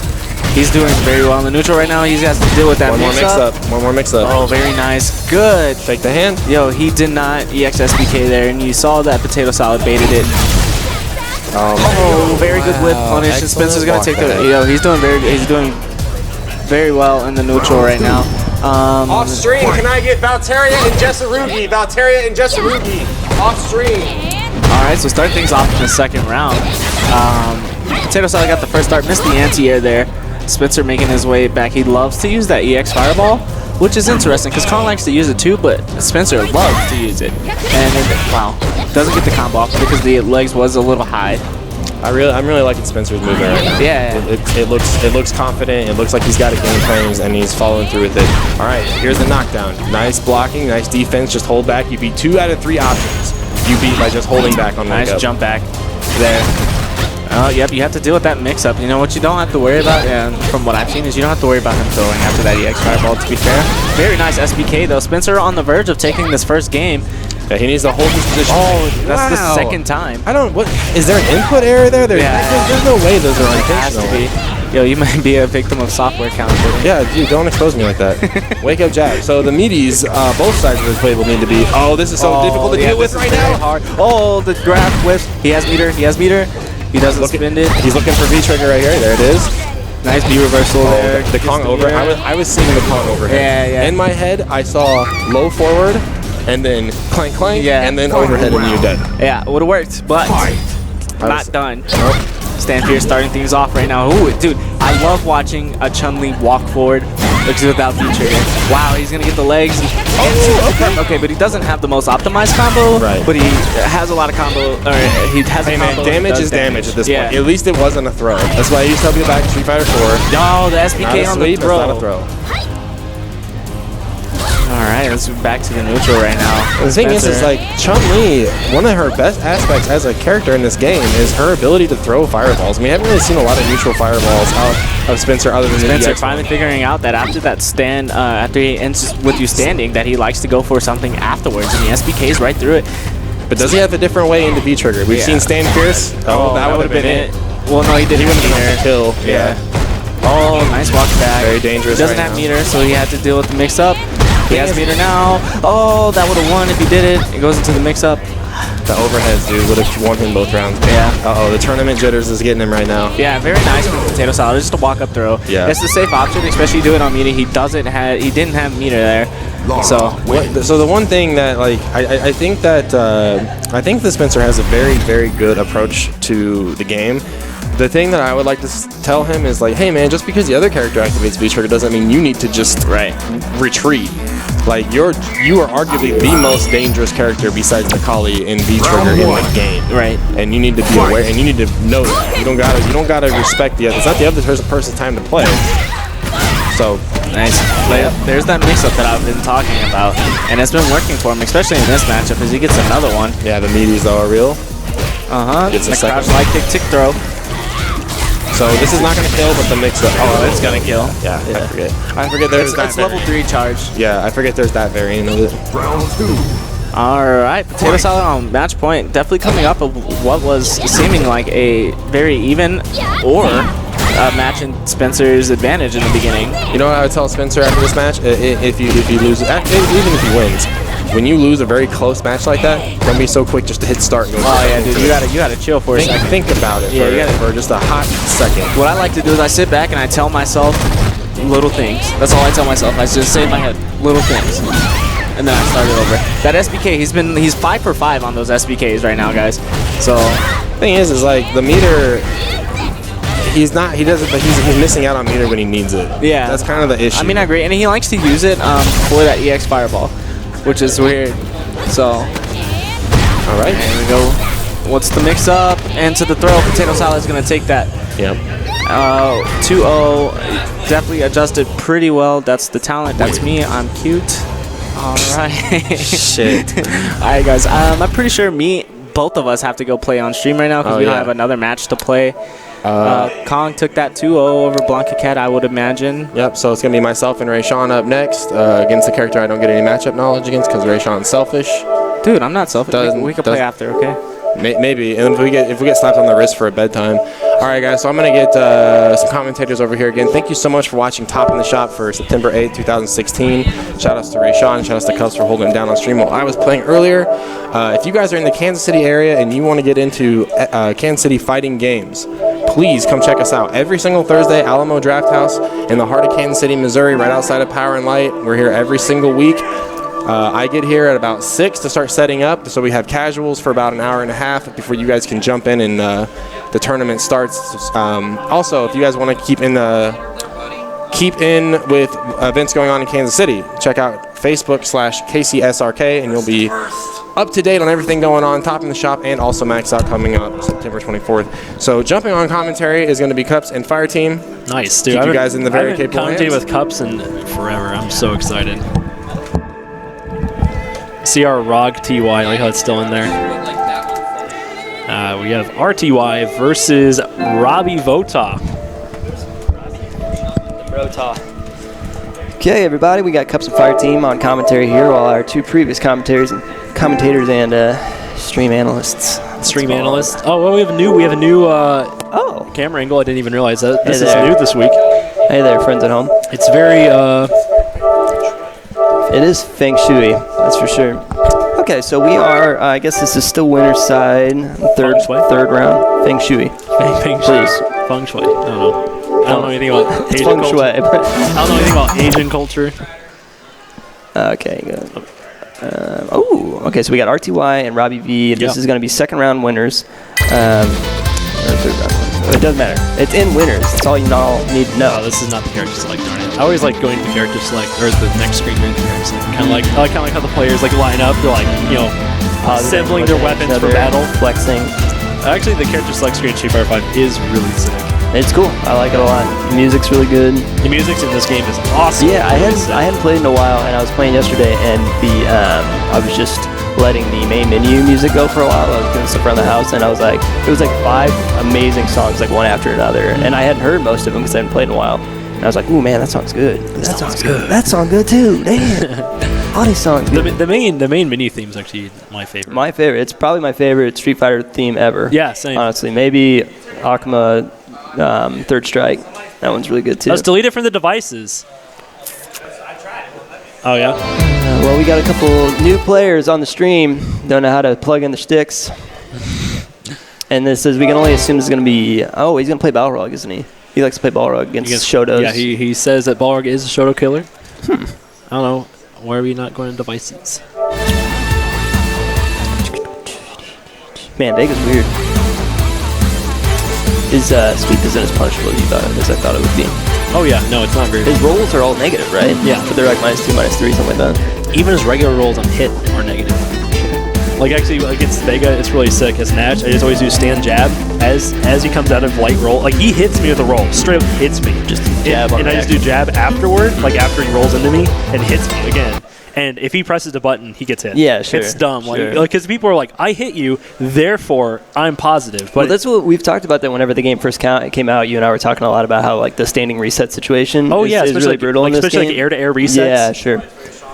So. Yeah, that's the thing too. Like it's like, oh yeah, I air-to-aired somebody. It's like, oh, you're not exactly. Restart the box. What happened? Neither of our states are like registering his controller. Oh yeah. Damn. Fucking figure that one out. I don't know, dude. Shouts to Street Fighter 5. Shouts to Sony Computer Entertainment America. Sika. Sony Entertainment Computing. It's Kia. Is it? I don't know. Sika. But we're gonna wait on the. So we're having a little bit of controller issues. Try to plug them in. It didn't quite work. So we're gonna go and restart the console. We're on a good like 6 months of this right now, aren't we? Of PS4 mode. yeah, PS4 problems. Yeah. Oh, here we go. We're gonna get. Oh well, the entertainment keeps coming. Turn it on. Turn it on. Thank you to all, however many viewers we have right now. We have 17. 17 viewers. Really appreciate you guys. Turn it on, please. In Kansas City, Missouri. We had a pretty good troop sent out to EVO, and the scene is kind of, I don't want to say died, but taken hibernation. Yeah. For a couple the thing months. is also we lost a couple of our high-level players. Sure. I tried to keep it with L League, but we did have quite a few drops from L League. Yikes. And that's something I hate to see. Honestly. Yeah, sure. The whole point of L League was to show. It originally was kind of intended to show like, oh yeah, we can stay in this after Evo. We can. Continue, it's like a more relaxed manner. Continue the progress. Do it in your own. Do it in your free time online. Yeah. What have you. If it like starts glitching up or whatever, This it's been said. refresh. Input. Oh. Uh-oh. I can't remember this. Okay, this actually should fix it. So we shouldn't have that issue. Cool. I need some water. I'm parched. Same. Have you ever watched like an ASMR video on YouTube? They're like, they just like do weird noises. ASMR, yeah. Is that not as good as ASDF though? What's that? It's I don't know. What's the difference? I don't know. What? What's? I thought when you first said ASMR, I thought of ASDF. Oh, that's do kind you know of what the ASMR is? What is it? It's like the auto sense. I can't remember, but it's like people. Like it'd be like a YouTube video, and they just have like a super sensitive microphone that just has like, and they just do like ambient noises, like scratching noises, and then they'll just like sometimes whisper and stuff like that. So I guess it helps people go to sleep. Okay. You know what I mean? Sure. Like sometimes I guess people have like tinnitus or something like that, so their ears are always ringing. So they need a little bit of noise. Yeah. I was thinking that though whenever these are super sensitive microphones. Yeah, I just picked up mine actually. Oh, you got this one? I just got it like a couple days ago. Sick. For You already had a pretty good microphone, if I remember right. You had the microphone screen. Well, the issue about that one is that like my computer provides a lot of noise, and since it was cardioid, so like it did have a good it would only go from one direction. But the issue is like they say about cardioid microphones, like it only picks up from one direction. Yeah, for like 6 inches or something like that. That's the issue though. Like the thing is, it goes from one direction, but the thing is, it hit like the computer is here, right, and it hits off the wall behind me, and then it projects into the still in the microphone. Yeah. Nice job, Jessarugi. Yeah, because that's the issue. Like it didn't matter that that was a cardioid. It still picked it up just as bad anyway. Can I get Blanca Cat versus Samurai Urkel off stream? Already got that match called. Why does Potato Salad have Kumite in Tennessee? Because he actually is from Tennessee. That's awesome. And actually... How new is he to the scene? He's been here for about a month, I'd say, maybe a month and a half. He's pretty strong. Yeah, he's a very strong player. Platinum on Ekti or whatever, PSN or whatever you call it. Very strong lower player. He actually... The reason why there's still a Marvel... But the thing is, he's not a Street Fighter 5 player. He's a Marvel guy, right? He's a Marvel guy. He is Marvel through and through. The reason why KIT still has a Marvel tournament because he runs it. He runs it, yeah. Good for him. Good stuff to him. Here for work or studies or what have you. I wouldn't know. Yeah, sure. None of our business. Cool guy, though, for sure. But we're glad to have him. And he seems very open to teaching people. I saw him kind of coaching Valteria after the match earlier on. Yeah. Or me and him were playing, we were just talking. It's not like a... That's a TO for you, or a community organizer, sure. Yeah. That's the thing. Trying to get the scene better as a group. Which I definitely do enjoy. It's a pretty good turnout today. We have how many entrants? I think we had 16. 16, not bad. 14. 14. 14 was the final number. Not too bad. Thanks to everybody for joining us. Looks like we got Moxie US, Silence is US, The Venomous Kirby, Zevran. What were people saying about my match? Rayshawn is So cute. Rayshawn is my life. 80s porn star. RTY is Bay. Would smash. Beat that ass, Rayshawn. Scroll up. Dude. I'm before then. No, that's it. Damn. It's just all RTY spam, dude. Yeah. Good stuff, guys. So he's a good guy to support. Right there. Okay, so now we are getting into it. RTY told me yesterday. Oh, he's going with the. What was it? Man, I was watching. I was watching the stream like 2 weeks ago and watching was calling with like Slim Shoto and Marcel Masters. Dude, I was dying. It's so hilarious. So as we talked about, Rayshawn RTY definitely believes in Balrog being. Shoto Slayer. Absolutely, that's the thing he keeps talking about. The thing is, actually, some other Balrog players and some Shoto players actually say it's good for Shotos.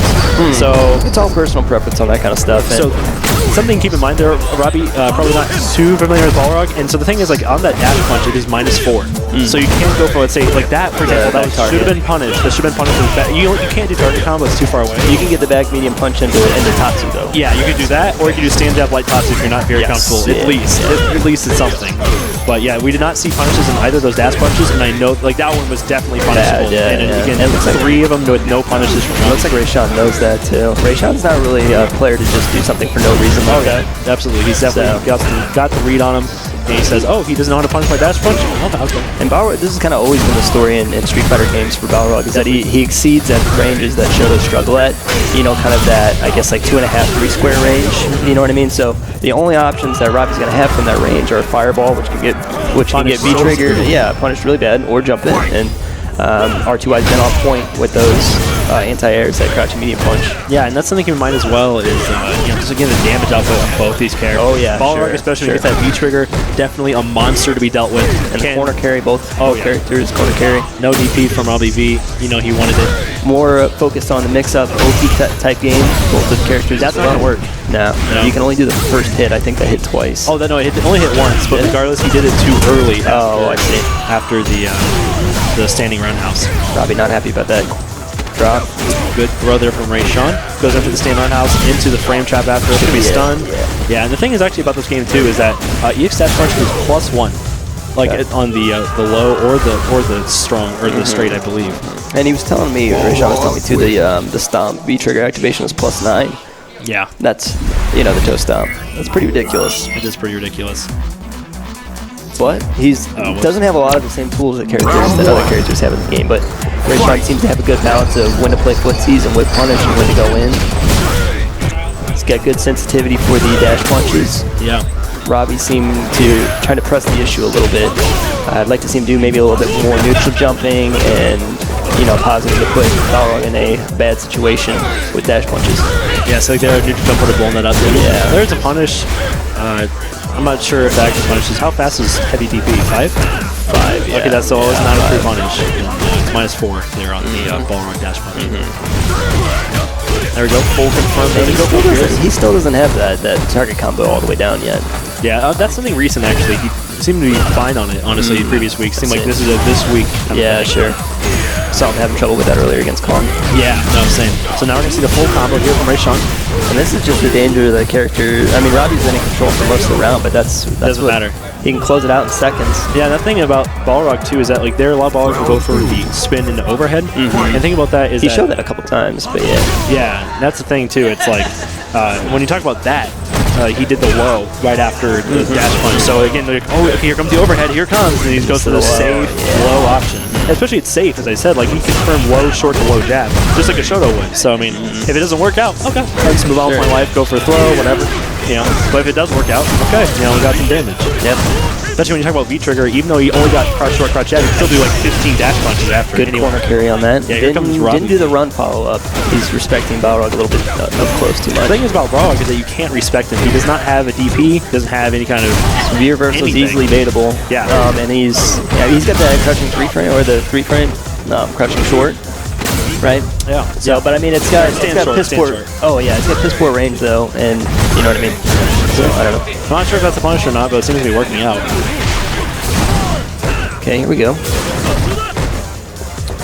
Oh, good God. The Yomi. Overhead, yo. I think he was trying to just do the standing medium kick. So, I mean, the read was still there, so that's good. Does it stand fierce yet again? Yeah, it's gonna be not a punish. Yeah. Okay, goes for the nice. Good DP again. Robbie showing he's not scared. He's never really too scared of showing. Even though Ken got anti-air there, he definitely got alpha. Yeah, he got 90 versus like 80 damage. Yeah, it's definitely, or 90 versus like 60. Yeah, 60. Okay. Oh, here we go. Yeah, good DP. Robbie really pressing the issues with these jump ins. I like the neutral jump. Yeah, I like him jumping in because Rayshawn, you know, he does have the anti-airs, but Ken definitely has the option to blow it up, and there it is. Okay. Goes for the combo. Good. Goes for the Daigo. Kind of mix up the crouching jab. I like to do the standing line kick a little bit more. Good block. Doesn't punish properly, but it's very hard to punish around. And that's it. See, that's what I mean. Like, that was like 6, you know, that was like 2 hits, and he just died. Yeah. That's the strength of the character. That is definitely the strength of the character. Is Rayshawn actually Giant Sword? I don't know. Gotta get Kong versus Potato Salad on stream. It's okay, Rob. So we're gonna have Kong versus. Let's go, Eddie. Good luck, nerd. We're gonna have Potato Salad versus good old. Need to get on here. All right. Thanks, guys. Shut the fuck up, Rayshawn. Man. So we're gonna have -4 is -4. Yeah. You can, well spaced. No, because you did heavy DP. Heavy DP is 5, right? I don't think so. I think it's 5. I think it's 4 on the dot. But you have way better punishes anyway. Back medium punch into medium kick top. But the thing is, it's the spacing though. No, which he doesn't have. But you didn't punish him though. Hey man, ever. 4th time. Yeah. That I've seen the character. You just need to use the back medium punch, or stand jab and light tatsu, something to punish it, because that's the reason why he just kept doing it. You're not figuring it out though in 4 matches. Yeah. And the time that you have to play casuals. Yeah. He leaves. That's okay though. Whatever. So we're going to see Potato Salad versus Kong. And we're going to swap these player names out real quick. There we go.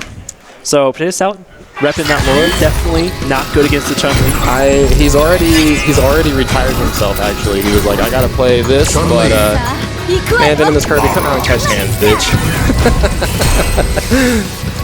Whereas winners round, he's already kind of retired himself. He was like, yeah, you know, I play whoever you win. So he's like, I gotta play you, and then I'm gonna lose. I'm trying to see who I'm supposed to play when I lose. And I was like, oh come on, Potato Salad, you can do it. Yeah, totally. Definitely a strong player. Got good reads. Uses that jab very effectively. Meaty timing is important. Yeah. So now we're gonna see.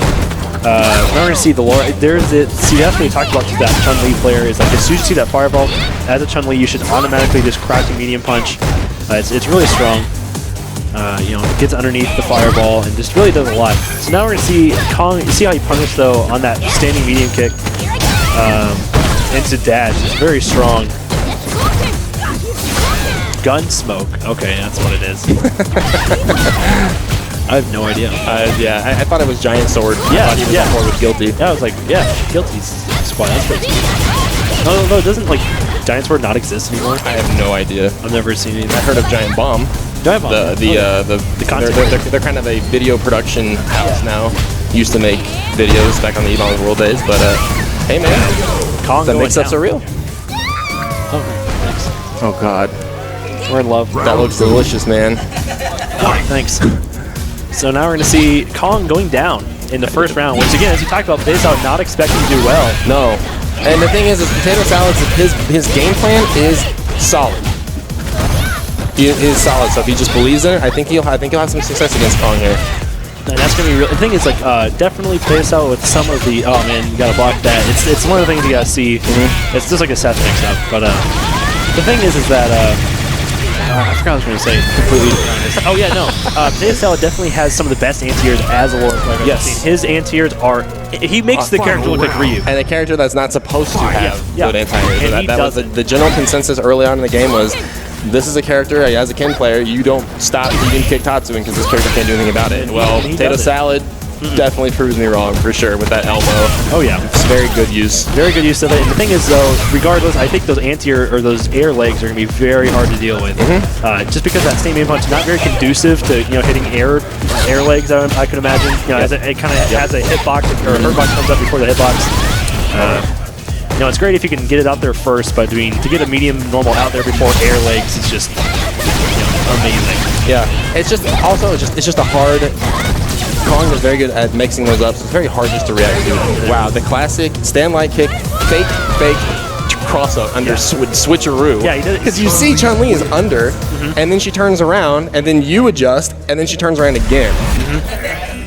Solid.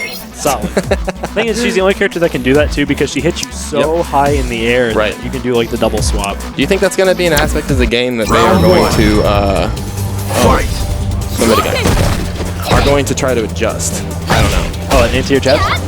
Well, the interaction, like as far as characters falling faster or something like that to avoid it, because I just don't see that as being that was intentional. Yeah. To be fair, you could do it in Street Fighter 4, but it was a lot more limited. Like for example, like for example, Kuma could do like crouch fierce and the demon flip. Like that was something I did, but like it's kind of cheesy and honestly it's kind of beatable. But this isn't beatable unless you have like a DP. You just have to hold back and hope to God that you are right. And now's a good counter that confirmed there by Kong. You see, wants to work on that. Yep. Forward meat punch into the EX legs. I wonder if Potato Salad uses the jump forward OS, because I've seen a couple lore players opt for the jump forward OS instead of the back one with the butt, I think. Yeah. Whichever button that is, where she jump roundhouse. Yeah. Jump roundhouse. Yeah. It is. Looks pretty strong. Kong though going up pretty handily though. It seemed like he adjusted to his opponent. The thing is that's so dangerous about Kong is that he's always fighting at the most optimal range all of the time. It is really a true testament to solid spacing, because, and this is a department where lore really suffers, is the footsies department. She doesn't have buttons that stretch out as far. You might be thinking stand roundhouse is really good. We saw it. Crouch medium kick is really good, but you don't get anything off it unless it is a big counter hit or crush counter opportunity. Whereas Chun-Li, on the other hand, is damage all the time. Damage all the time. So we can call Spencer and Chachi. Off stream, I need Spencer and Chachi. Sorry guys, had to call some off stream shenanigans. So now, again, Potato Salad kind of getting going in here, just because the Kong, again, got that full bar, that's it, just regardless. But strong player, strong spacing. Yeah. I just can't say. It's a harder matchup. Daigo said recently that he thinks the biggest reason why Chun-Li is considered the best character in the game is she has no bad matchups. Yeah. And I would agree. I don't think she has any bad matchups. So we want to call that winner's match? Yeah. So let's go ahead and get RTY and Cups. It's RTY and Cups. Who are those people? It's my new team. They're really obnoxious. I'm not even kidding. Like, I'm seriously not kidding. They are really obnoxious people. I normally don't shit talk anybody, but I'm serious, dude. Yo, stay free. Stay free. If you guys want to play real Street Fighter, come out to Kansas City. I'll show you how to play. Don't worry. I mean, don't be wrong. I never. I don't know. It's just part of it. But it's just like what? I don't mind it. I'm glad they're watching, and I'm glad the rest of you guys are joining us as well here at Alamo Draft House for Topping the Shop this week. Appreciate you guys hanging out. You could be anywhere in the world, but you're right here with us. So we have Cups and Rayshawn on deck for stream right now. Now these guys, Cups actually hit me up at work the other day. He's like, "Hey, Rayshawn's coming to play some Street Fighter 5," and my response was, "Cool." Yeah. And but they got some really good. They got some very extended sets in. Cups got to see a lot of the Balrog action. Rayshawn praised Cups. He's like, "Yeah, Cups is really good when he gets up close." I'm like, "Yeah, no shit. Since you were born in the year 2016, you never saw how he was Cody." Yeah. And the game plan that Cups has with Cody, where you live and die by the counter hit confirms, is directly applies to the way that Ken wants to play in this matchup. Yeah. That being said, the shimmies, the counter hits, the very similar pokes as well, because because Cody kind of says that at that also and also if you think like crouch light kick from Cody, same thing as same idea. Yeah, absolutely. The weakness to Cups game plan though, however, is he is not a native Shoto player. Doesn't really have the fireball DP game that you would like to see kind of backed up as part of the fundamentals. So Rayshawn going to Nikali. He feels like Cups beats up his Balrog, and I'm sure once you learn the matchup, everybody beats Rayshawn's Balrog. Dang. But this Nikali is another story. So this is going to be a kind of a testament to Cubs has been out of the game for a while. So he's going to have to really pick up early of what's safe, what's not safe, when do I get to push buttons. Because Rayshawn is very good about really pressing his advantage when he has a nice dash forward or Tatsu. Just like Rayshawn though with the back throw, kind of classic defense tool from him. So now, but though he's got that classic pressure where he always gets in, gets some damage. Good cheat bait. Wow, even crosses under. He didn't expect that. Yeah, man, I've been dropping so many crush counters lately. I just go for the safe, just jab, 1-2-3 combo. There's a bait from Rayshawn. Yep, the DP for a DP, and Rayshawn's on top right now. The thing is that Rayshawn had the full punish and Cubs did not, and that's the reason why the health bars are so much different right now. Have another one? Oh, wow. These DPs, medium, light, Neutral? into, oh, he baited the DP. Oh, but that's so risky. I think the DP still would have hit. Yeah. That fake step kick is not as tricky. It's very long. Yeah, it takes forever. Time-wise, yeah. It's just kind of worthless. I would just almost rather Ken not. I know that's like a classic move of his from third strike to 4 to 5. I just kind of, it just doesn't have a utility in this, in my opinion. Oh, that was a fantastic punish. That's -4 there on the standing roundhouse, and you saw a full punish from there from Cups. That was wow. Playing with his heart right now, young man Cups. That's the thing is Cups is pretty good about, he's going to check everything with Chin Buster, and it's one of those things we talked about, just like Fei Long. Yeah. Checks with jab. If you get a jab, you get a Rekka. So Cubs is probably following the same kind of mantra. If I can get a Chin Buster, I get it. I get damage. Yeah. The thing is that it looks like he seems very comfortable confirming it. Like, see, like there, even though it could have hit, he didn't go for the Yeah.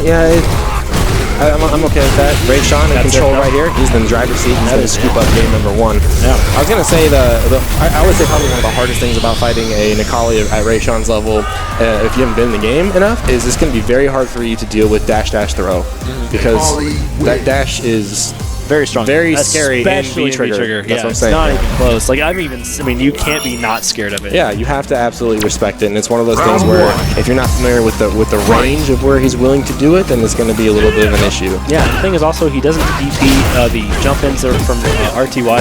And the thing is about that is that you need to, because of how he has the dive kick, and it's such a big part of him blowing up invincible anti-airs. It's Crouch Fierce at best trades with it, but it's not a trade. There's a full punish. Yep. Yeah, you said Crouch Fierce is trade, but then it's like, oh yeah. But it's not a trade you want to do. Yeah, you got similar damage. There's the DP you tried input. Yeah. Input coming out though. Rayshawn has been going for the frame trap every time though. So there's the there's the man grab. One more mix up, stand light kick for meaty. Now just going for straight overhead, which can crush counter. LOL.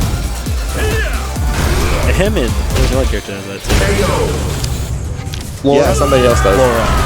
Hers. Her little spin wheel. To be fair, hers should crush counter. Right. That thing sucks.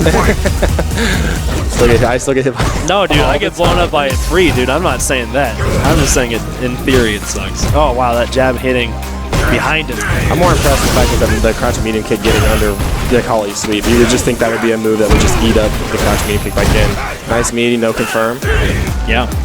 So now we're going to see Nick going in there. Doesn't get anything off the crouch medium punch. Usually kind of puts you a little bit far away. Yeah. And so that kind of... It's the new crouch medium kick. You absolutely have to. Wow, back throw. That's not going to really bode well here for Rayshawn. Wow, 7 dashes or whatever that was. Oh, no hit confirm right there. That picks up the hard one instead. Oh, that's going to be it. Possibly. Maybe. I'm saying no. Yeah. 1%. That's like 2. Yeah, it's like 3. So, okay. Didn't even cancel it. Be fair though, like if you cancel into V trigger, you're -5 in this way. Are you quite 5? I think you're -5. I know the hard punch one is definitely -5. But maybe the medium punch might be a little less. I mean, regardless, you can get jabbed into something and then you're dead anyway. I'm glad that we have a gift crew. Hey Moxie, do you take commissions? 2-0 there for RTY. We don't call it winners, or do you want to call? Yeah, well, we'll stay winner side. Long and potato salad, please. No. Oh, there you go. Yeah. No. Leave it. Okay, never mind on that. Spencer and Chachi. I think they're already playing. Yeah, they just played. I guess. All right, guys. So it'll be myself, Robbie V, and Fire Team on stream, loser side, round 2. So right now, so here's how we run the tournament, guys. If you're following along at home with challenge, we have our winner side. Winners finals already locked in. It'll be RTY and Kong, and then we're gonna march all the way through loser side. And then we'll go losers finals, winners finals, grand finals. So thanks so much for watching Top of the Shop this evening, guys. More Street Fighter 5 coming up next.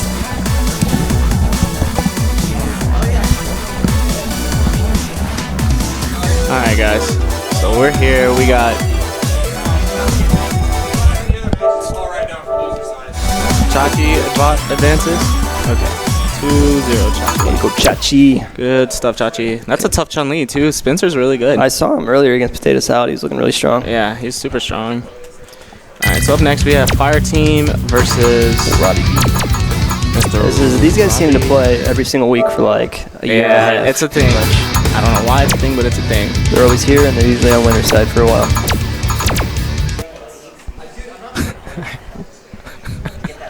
They talking shit about me? No, they're talking shit about me. Oh. Get smoked.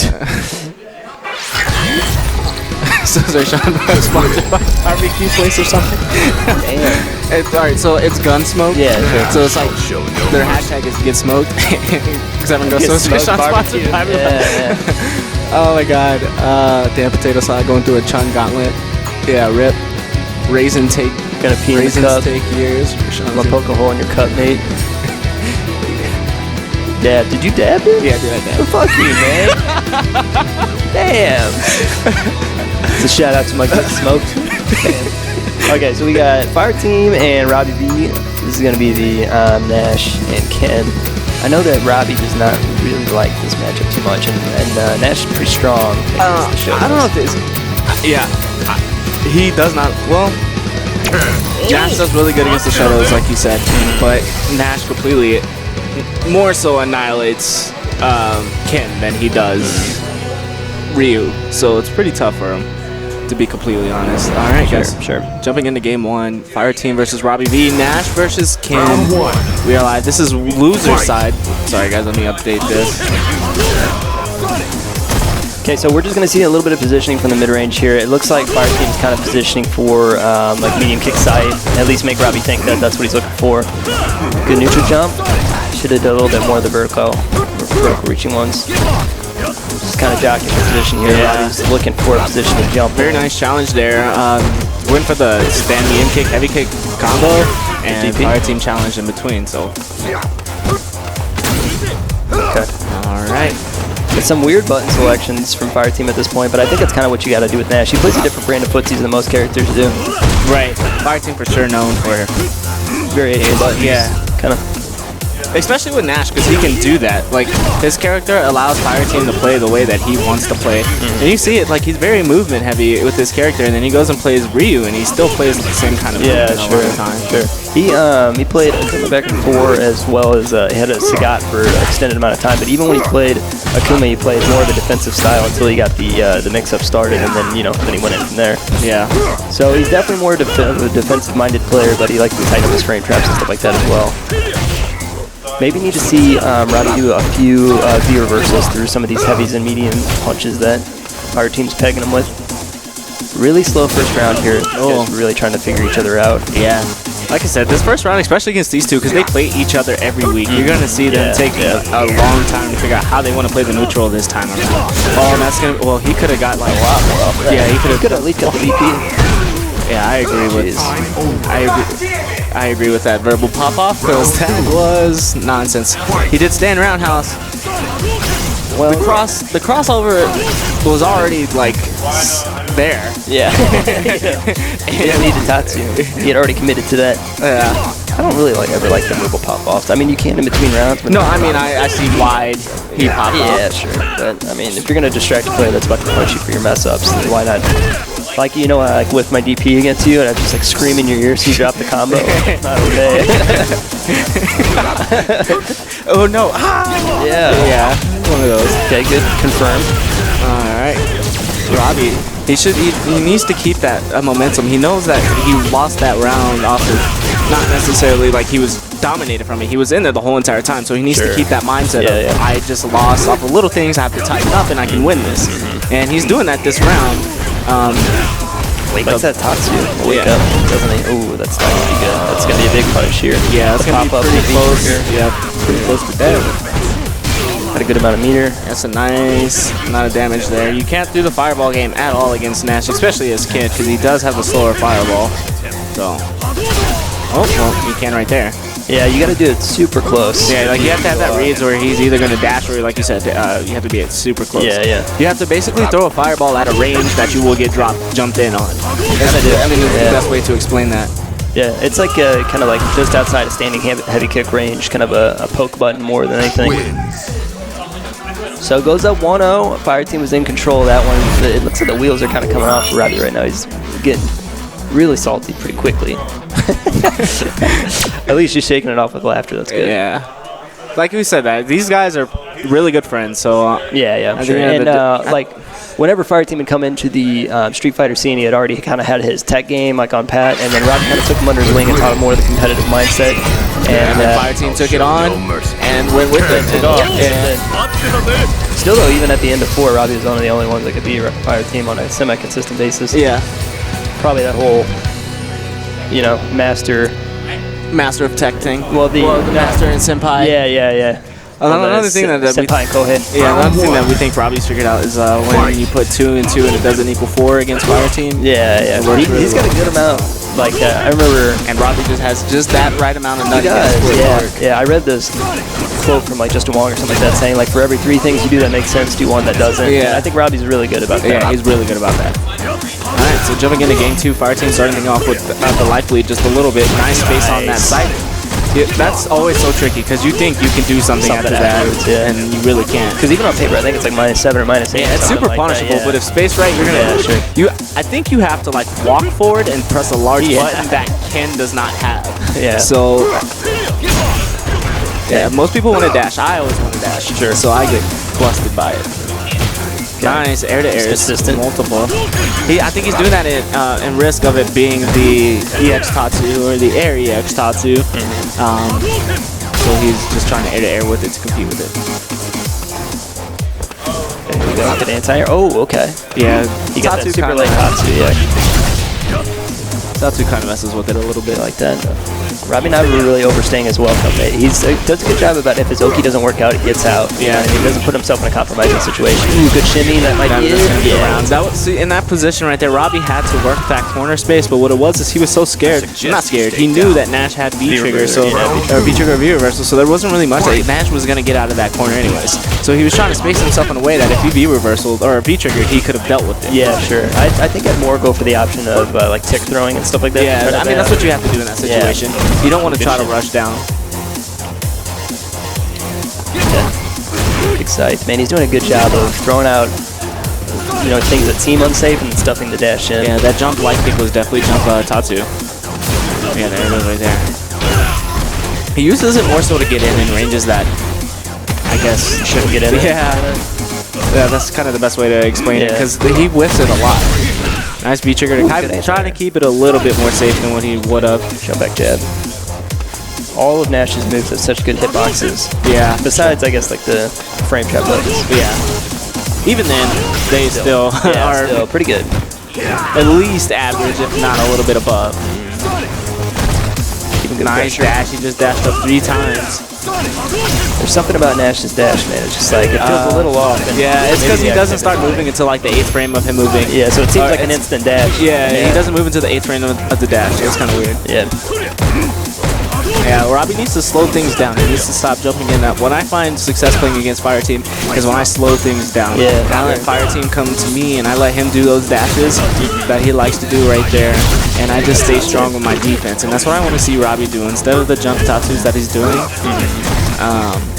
I noticed I had pretty good success against Fire Team whenever he's not really too comfortable fighting in the phone booth, like right up close to you, unless he's got the momentum. Yeah. You know what I mean? So, well, he takes that 1-2-0 over Robbie, but Robbie, never really too out of that, but he never really rode that momentum that he got from knockdowns and stuff like that. Correct.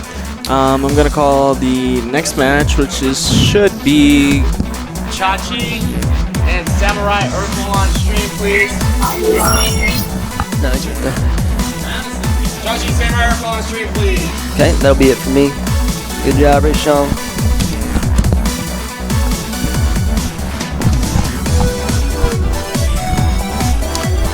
All right, coming up next, got Chachi and Samurai Urkel coming up. So Chachi, one of KC's old school guys.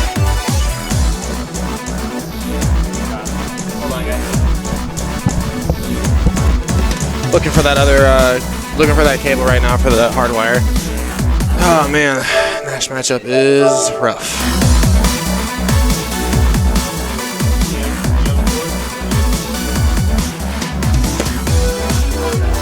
So I want to say thanks for watching, guys. Thanks for hanging out. Shout outs to Moxie. Shout outs to Kirby. Shout outs to Silence.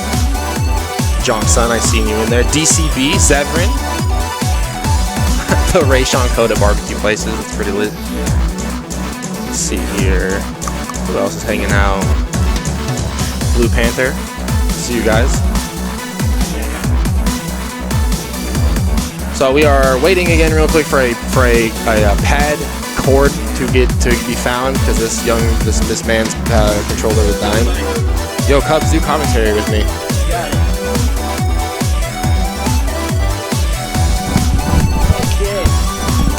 Here we go. Shout outs to Jahan3Z. That's Johnson. Yeah, I know. That's Johnson. I'm trying to act like I don't give a shit who he is. Right. I don't give a shit about any of these people. Marty the Dreadhead Streamer. Thanks for joining us, man. Rayshawn getting a lot of love. It's okay. Okay, so here we go. This is going to be Chachi versus Samurai Urkel. I think Samurai Urkel was playing Ken. Oh, yeah, Ryu, I mean. See a Ryu versus Ryu here. Now, Chachi also has a Bison. Chachi also being a classic Shoto player, so I'm sure he's dabbled in Ken Masters as well. I saw. Yeah, I was telling Fire Team, I was watching like 2 weeks ago when Watson was commentating and he was calling some Shoto, the Ken all. Yeah, some Shoto, yeah. Martial Masters. Those both came from Chachi. Hilarious. That's really good. I use those costumes exclusively. Ken doesn't have a single cool alt. If we play in tourney, we should do both. Oh, we won't. I'm already out. Oh, yeah. Because I only play against the top of the cream of the crop. Those are good. The Macho Man. Last 2 weeks I lost. Last week I lost to Fire Team and Kong, and this week I lost to Rayshawn and Fire Team. Well, I mean, there's worse people to lose too. That is why you come out and you compete every single week. Because the luck of the, I don't know. I am so close to bodying both those people. Oh my god. So it looks like we're gonna see Ken here by, I don't know. Maybe this is a button check. Yeah. I don't know who's on what side. Neither player seems too attentive, and I'm not sure if... I think Chachi's on one player's side, so I think he's the Ryu. Samurai Urkel, and... Well, Chachi definitely played the hyper fighting Ryu color from an R set, so I assume that is him. Well, time will tell if this is going to be a serious match. Okay, so here we go.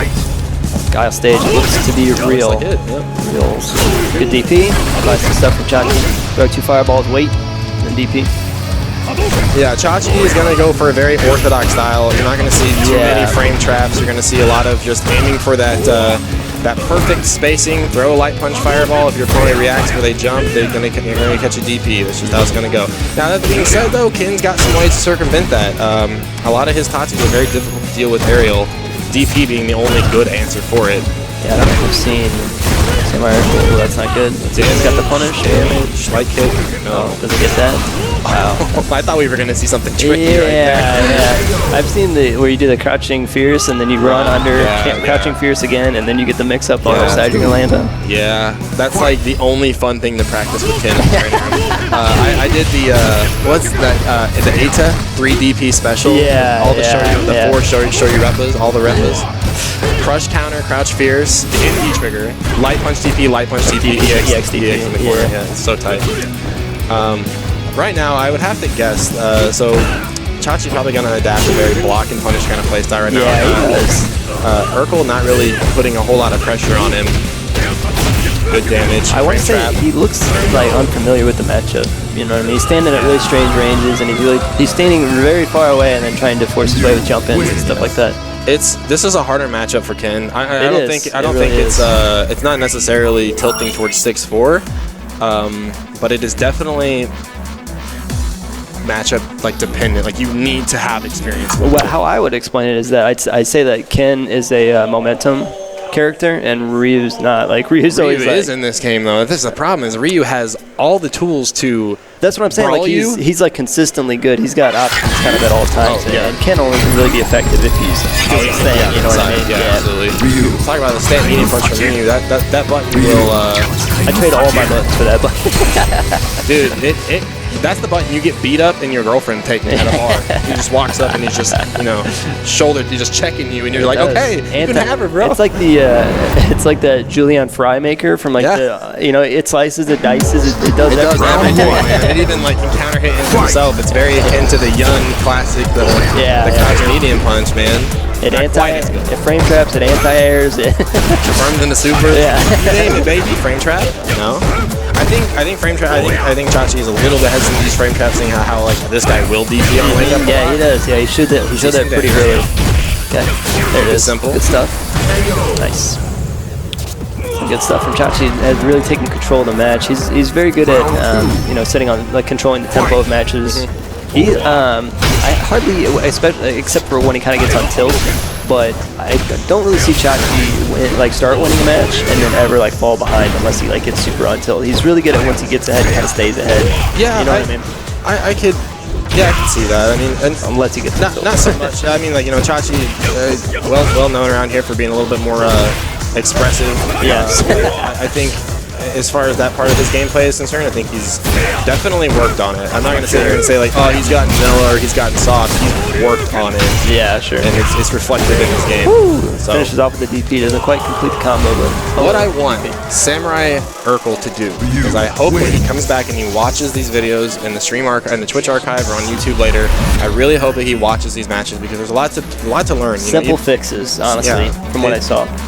It's one of those things where if you're sitting at home grinding LP all day, it's going to be kind of a shock to the system to come out to a local event. It's just a different environment. There's different pressures involved. It's just a different ball game. So it does not benefit you at all to go 0-2 at a local tournament and then immediately leave. Sure. You're actually wasting your time. And I said this last week. You're wasting your fucking time. If you came out here, if you came out to a local, went 0-2 and then just went home. Sure. Can I get Jesserugi and Fire Team? See you, dude. Shout out to Full Bleed for coming out. Yep. So again, guys, if you are exclamation point bracket to follow along at home, we are running all of loser side up to winners finals. Actually, if we have other matches to play, we probably should play them. It's 9:41. We'll just keep going. We're fine. We're well within our I can get me and Chachi on the off stream setup if you want. I'd rather watch you guys play. Yeah.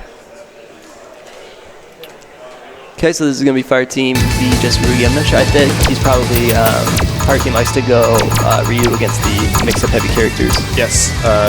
One of the early comments by L.I. Joe when it came to Nash was, as the meta evolved, these are words he said on a stream with Kim 154. I mean, we don't have one open.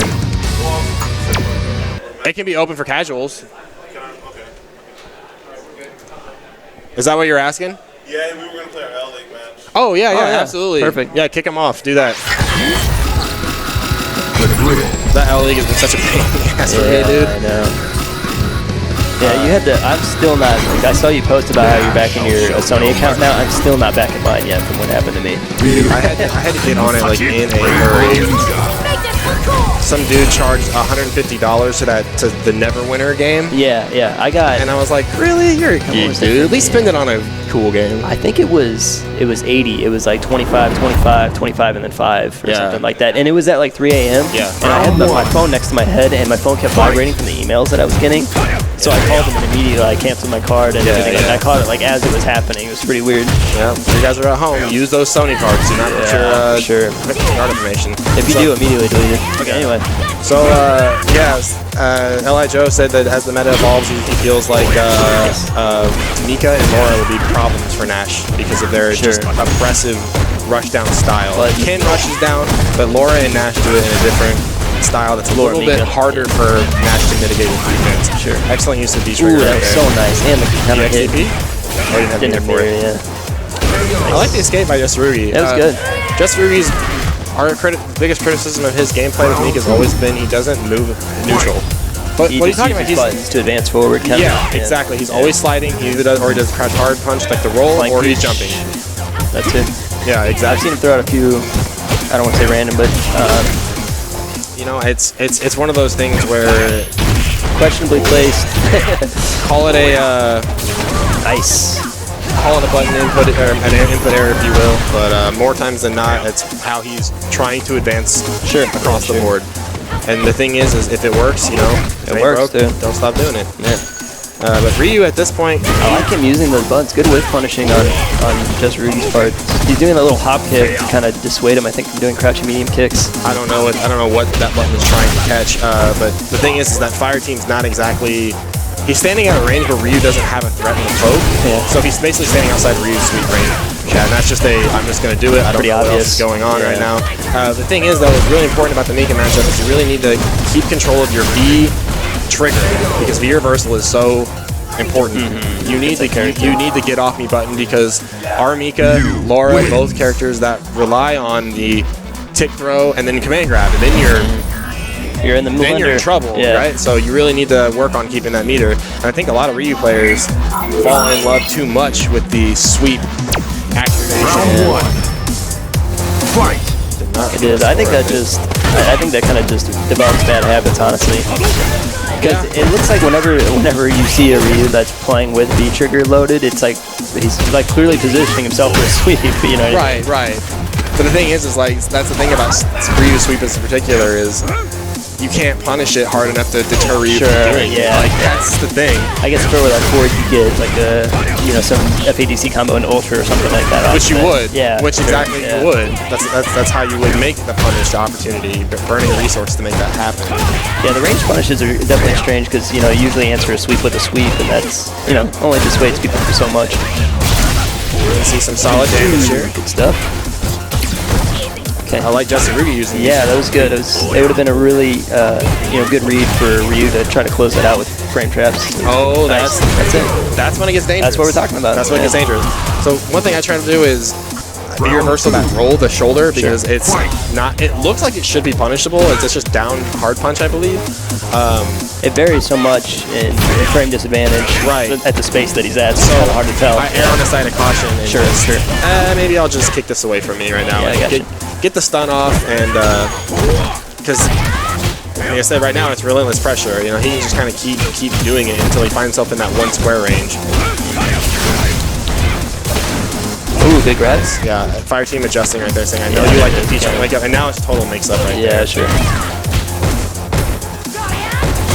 Oh, this is gonna be big. See, this is what you're talking about. This could be really dangerous. They didn't really capitalize, but no. And Justin Rugi, when he was exclusively maining Mika, he was not dropping those combos. things. He'd put you back in the corner and mess you up. Yeah, he puts you in that very standard Mika blender, but he's kind of split his attention between Mika and Jury. So things you kind of expect whenever players pick up pockets. You know, I see it in Rayshon all the time when he goes back and forth between the Kali and Balrog. Yeah. There's some Balrog sticks out in some places, some of the Kali sticks out during the Balrog matchup. So, but just comes with playing more, mix up. No, it's not a call, it's a fact of life. When you play more fighting games, you'll know. There it is. Wake up super. Booty bash. Booty bash. I really like the Ryu Ken mod where they're doing it. Like that sexy Ryu, like slap. Yeah. And then but Ken's face, because Ken he winks at him and they do the pose. It's pretty good. Nice. I saw Maximilian stream the other day, and he was playing with mods. Did you see it? Like no, I saw the Twitch. The buff Ken. Oh no! Like he's shirt off. Shirt off outfit. It's sick looking. That's how it should be, man. Yeah. Wow. So that's Rugi. Takes one more. Yep. And I mean, the thing is about all Mika players, I have to respect Mika players not for their character choice, but when they're in the game, because you can get blown up. Drop the hat. Doesn't matter. Oh, I see what you're saying. Yeah, they're just a very volatile, bursty character, and that brand of nuttiness. They commit to it too. That's what I'm saying. Yeah, that's why they're dangerous. Yeah, and it's. Wow, that would have worked in Street Fighter 4. That would have worked in Street Fighter 4. Banana.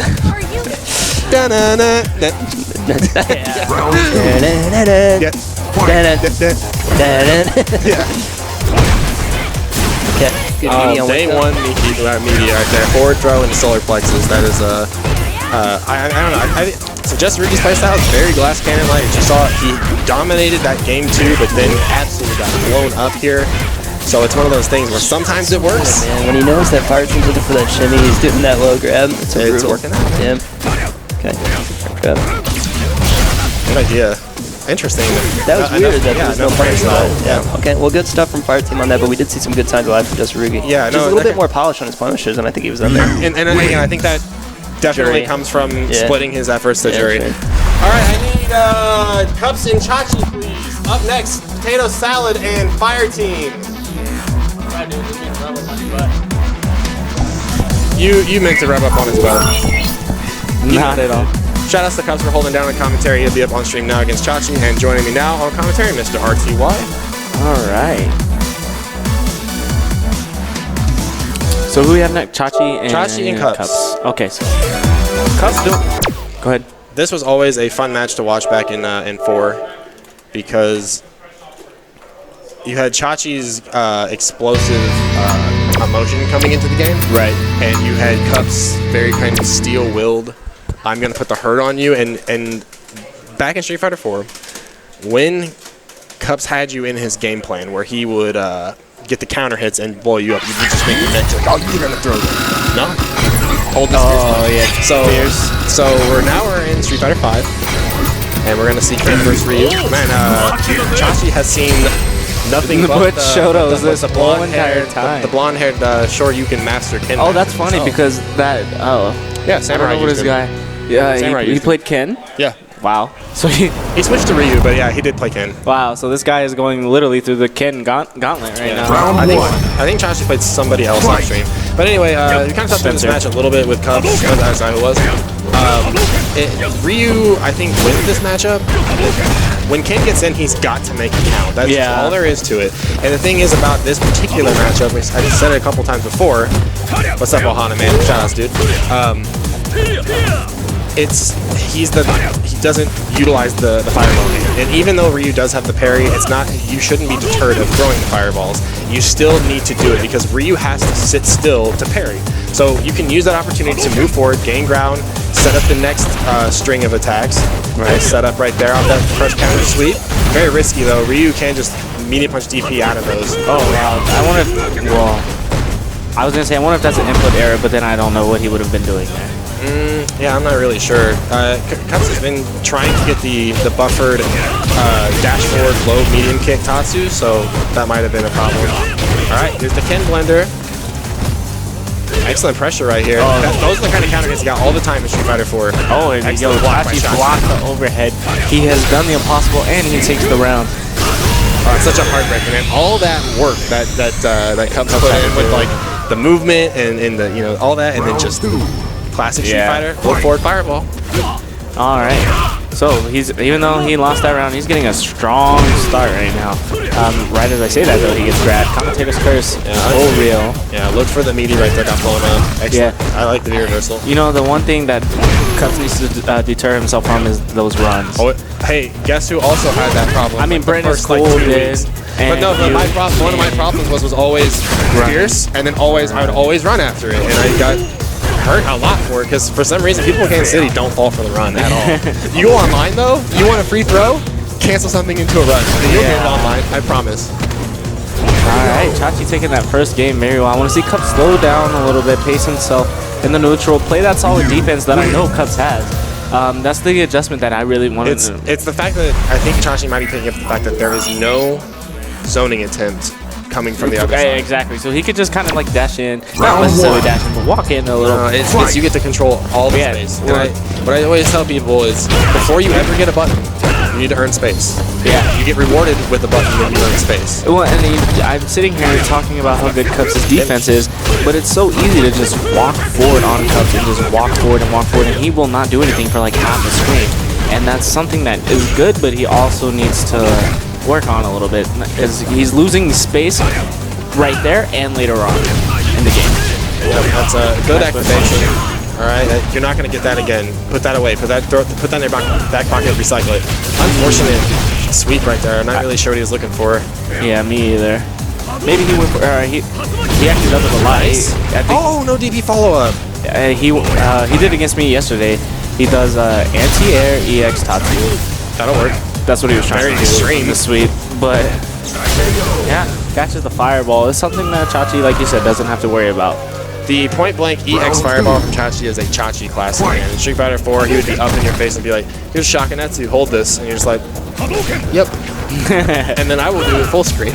And I'm like, this doesn't work? How did you jump that? How did you ever do that? How did you know? Yeah, how did you know? What is this? All right. Oh, baits the DP. That's going to be big damage. Yeah. Looks like he ended in the medium punch DP instead of the heavy punch. I don't know. I didn't see if there was paint on the end of it. I don't think there was. But I mean, I really think the zoning aspect needs to be established. Especially, well, in this matchup. Not necessarily to try to outzone Ryu, but to show that you'll contest for a little bit. Yeah. Well, that's one thing that Cubs doesn't have. What you guys have to consider is he played Cody in 4, and he had like the best normal anti-air in the game. So DPing anti-air and DP is pretty hard for him because he's not necessarily used to the motion, the reaction. It's just not being a native Shoto player. Yeah. I mean, I didn't start to feel comfortable in my anti-air DPs. Potato Salad and Fire Team. Potato Salad and Fire Team. Potato Salad and Fire Team. The winner of that plays Chachi. We have no more matches off stream. That's open for casuals. Dude, man, it's only 10 o'clock. Mother F! Oh, F you, Cody. I didn't even see you over there in your tie.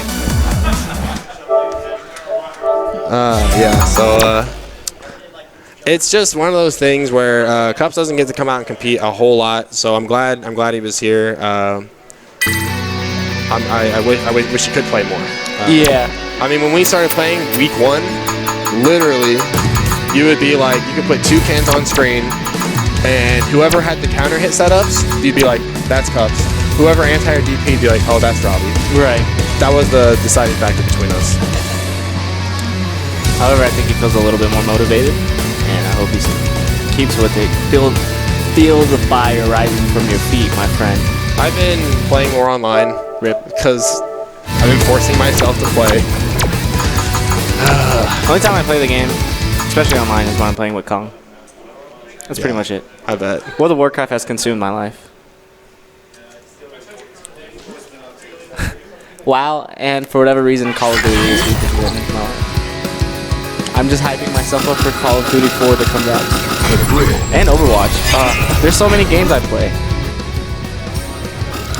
As always, guys, we do have the chat up, so please let us know if things are sounding and looking all right. I noticed the audio was super hot last week when I was going back and watching. The game audio was super hot, and I kept turning it down, and I don't know why it stayed.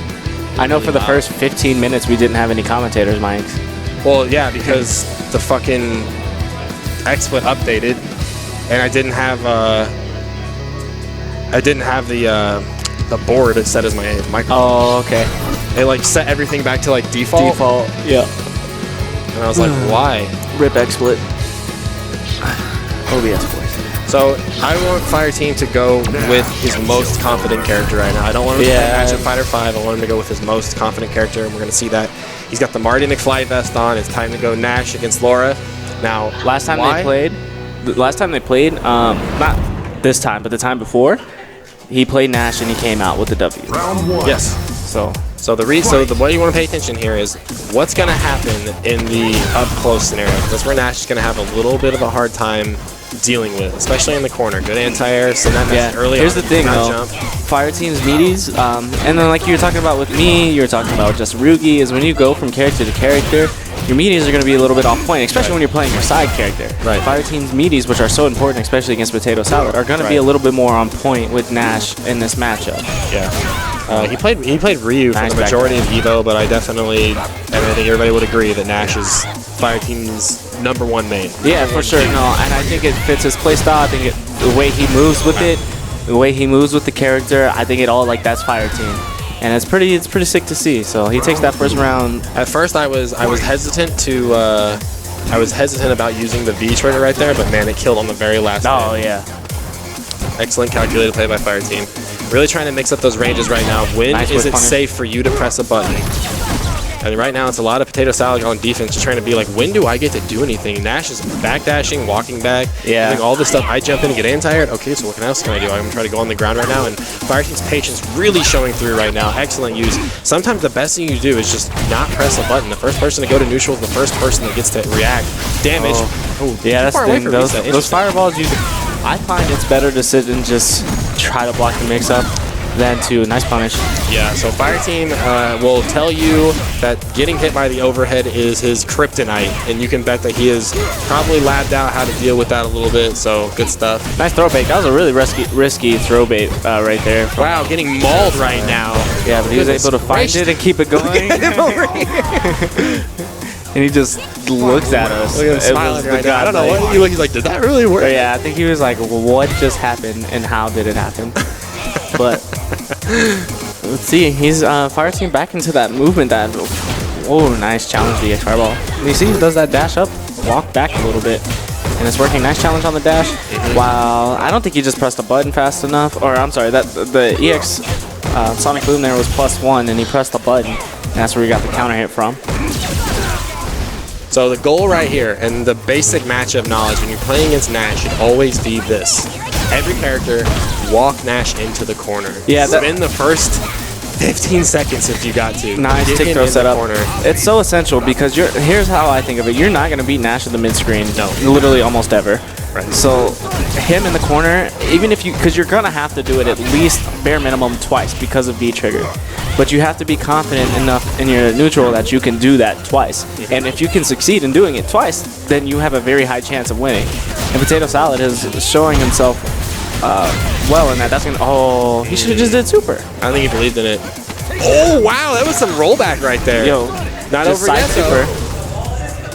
I would have just side super, but he eats the Nash wins. fireball. So Fire Team up one game. Yeah, Fire Team definitely clutched that out Yeah, because he stole that game in Potato Salad. You see it right Hey, there. man, Fire Team's clutch is on point right now. Like he got that fucked up autocorrect roundhouse on me for the timeout. Dude, when you popped off, I looked at Cups and I was like, I can't even be mad at that because I would have done the exact same thing. I wasn't mad. I have fun playing that kind of Street Fighter, but It shouldn't have worked. I was just like, man, come on. I would have been pissed off too. To be I wasn't mad. No, I was having fun with it. All right, going into it. Like you said, Potato Salad's doing a really good job of executing exactly what you said. Takes the first 15 or 20 seconds to walk Nash down into the corner. Yeah, because just Laura's explosive nature, much like Mika, man, all these hits, look, this is not very much damage. No, nice punish there from Fire Team. But Laura gets in, you can guarantee we're going to see some red on the bar. Yep. Like I said, this is a essential thing that you're going to have to do playing against Nash. You can't just walk him down once. You have to walk him down multiple times. I want to see him do it now. Now you have to walk, though. That's the thing, especially if playing against Fire Team. You don't dash him into the corner. No. You walk him into the corner. And the thing is the crouch medium kick by Nash is such an important tool, and Fire Team has been representing it very well throughout this match. You cannot interact with it. No, not at all. Wow, He excellent. uses that fireball to get in, and there he is, right back into that corner. Jump back light kick with that cross. It was supposed to be a crossover jumping medium kick. It traded. Yeah. So, Fire Team on match point right now. And with the full bar of resources too, so the super isn't really going to come into play unless it's a hit confirm. Oh, See it right there. Very nice whip punish on Laura stand medium kick. Good potato salad, like really. He's like, what do I want for dinner? He's like, I'm over this. All right, nice Tell you what's for dinner confirm. right now. The counter hit setup. Yeah, very nice. Meaty's on point, exactly what we were talking about earlier. Absolutely, you see every single time. You know, even though if it's a jab, it still doesn't. Yeah. It still does enough as a player to send a message saying, "You do not press buttons on me on wake up. No. Do not do it." Yeah, so there's a big change there going from the Ryu to the Nash. I need Chachi and potato salad. Chachi and Fire Team. Sorry. potato salad if you want to stay. What an honest man. He said I'm out when he had the opportunity. So Chachi, both these guys actually got sent to losers bracket round 1. Yeah. That was a run back. Potato Salad beat Fire Team Round one, and the Fire Team got the run back. That always sucks when that happens. The double jeopardy situation. Where you avoid it and you beat the person who beat you. Well, yeah. I mean, that's the thing though. Is oh hey, I need to give you $16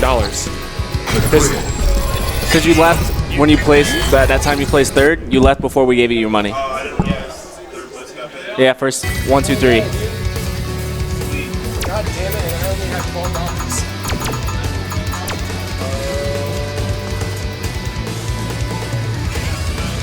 Damn. If you take from my pot, dude. Are you gonna be here next week? Okay, I'll try to always keep 16 cash. I still owe you $16 for sure. What an honest TO. What a good man. And Robbie G. Botaw. An honest man, and that is why we allow him to run top. And I mean, just kidding. You guys allow me to do it? Where's my contract? I'm going on strike. All right, Chachi and Fire Team. Chachi marching all the way back. Yeah, winner of this gets into losers finals, places top 3. This is for the money right here. Indeed. Chachi and Fire Team. What'd you say?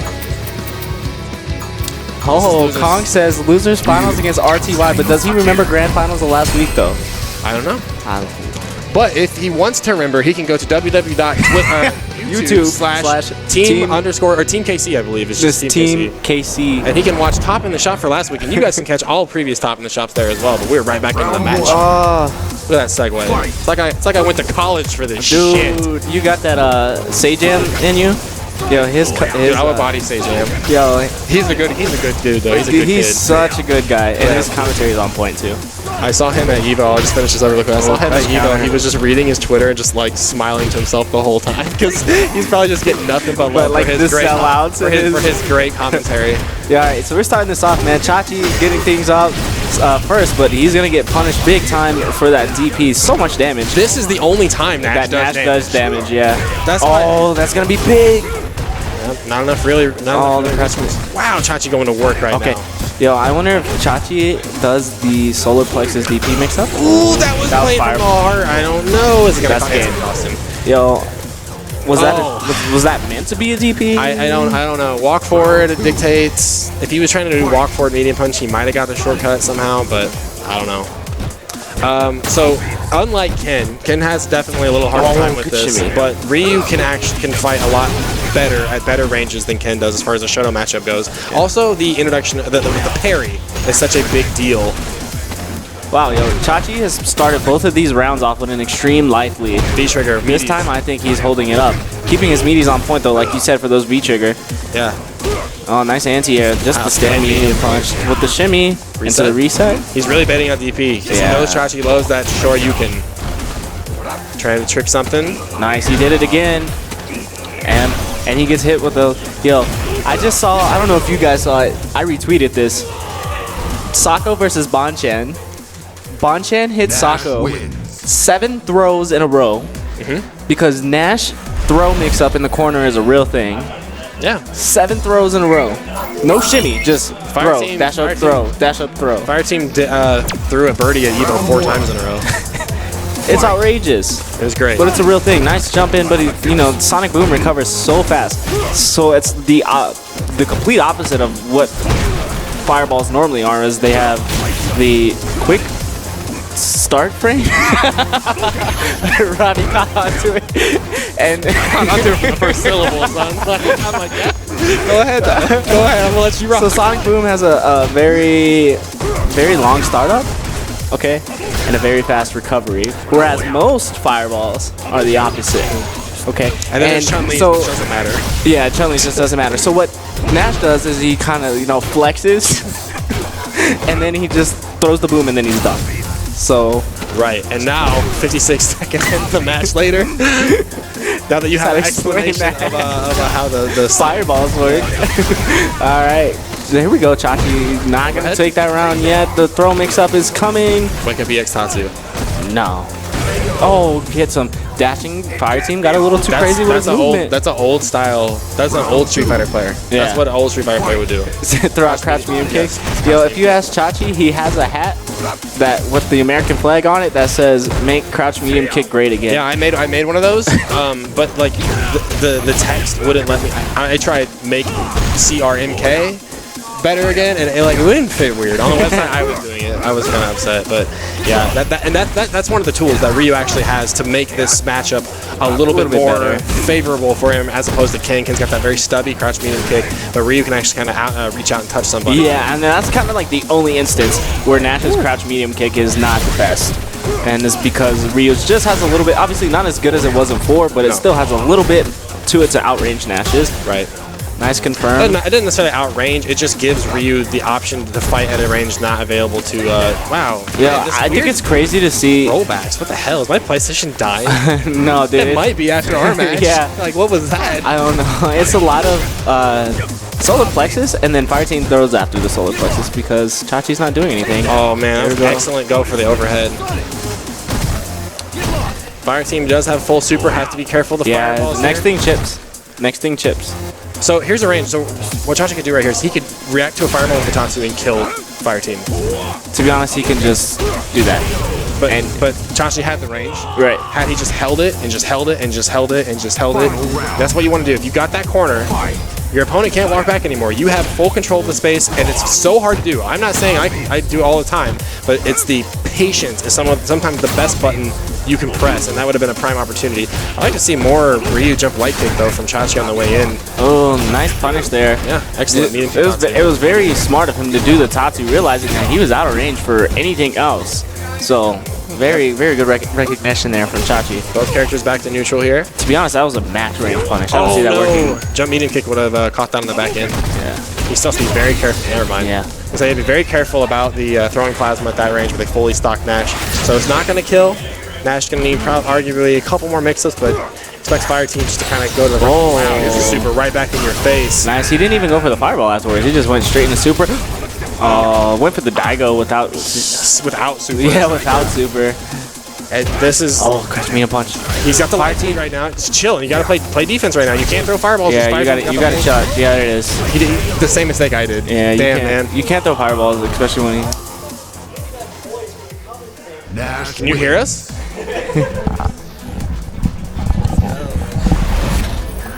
All right, Kong versus Ray Sean.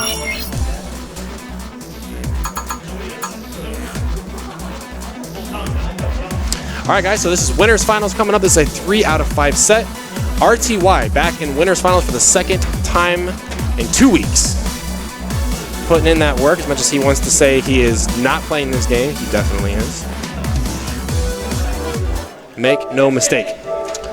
Kong trying to get some revenge right now. That's why like matchups so good for me. That's what's good. Otherwise, yeah, it's but I don't have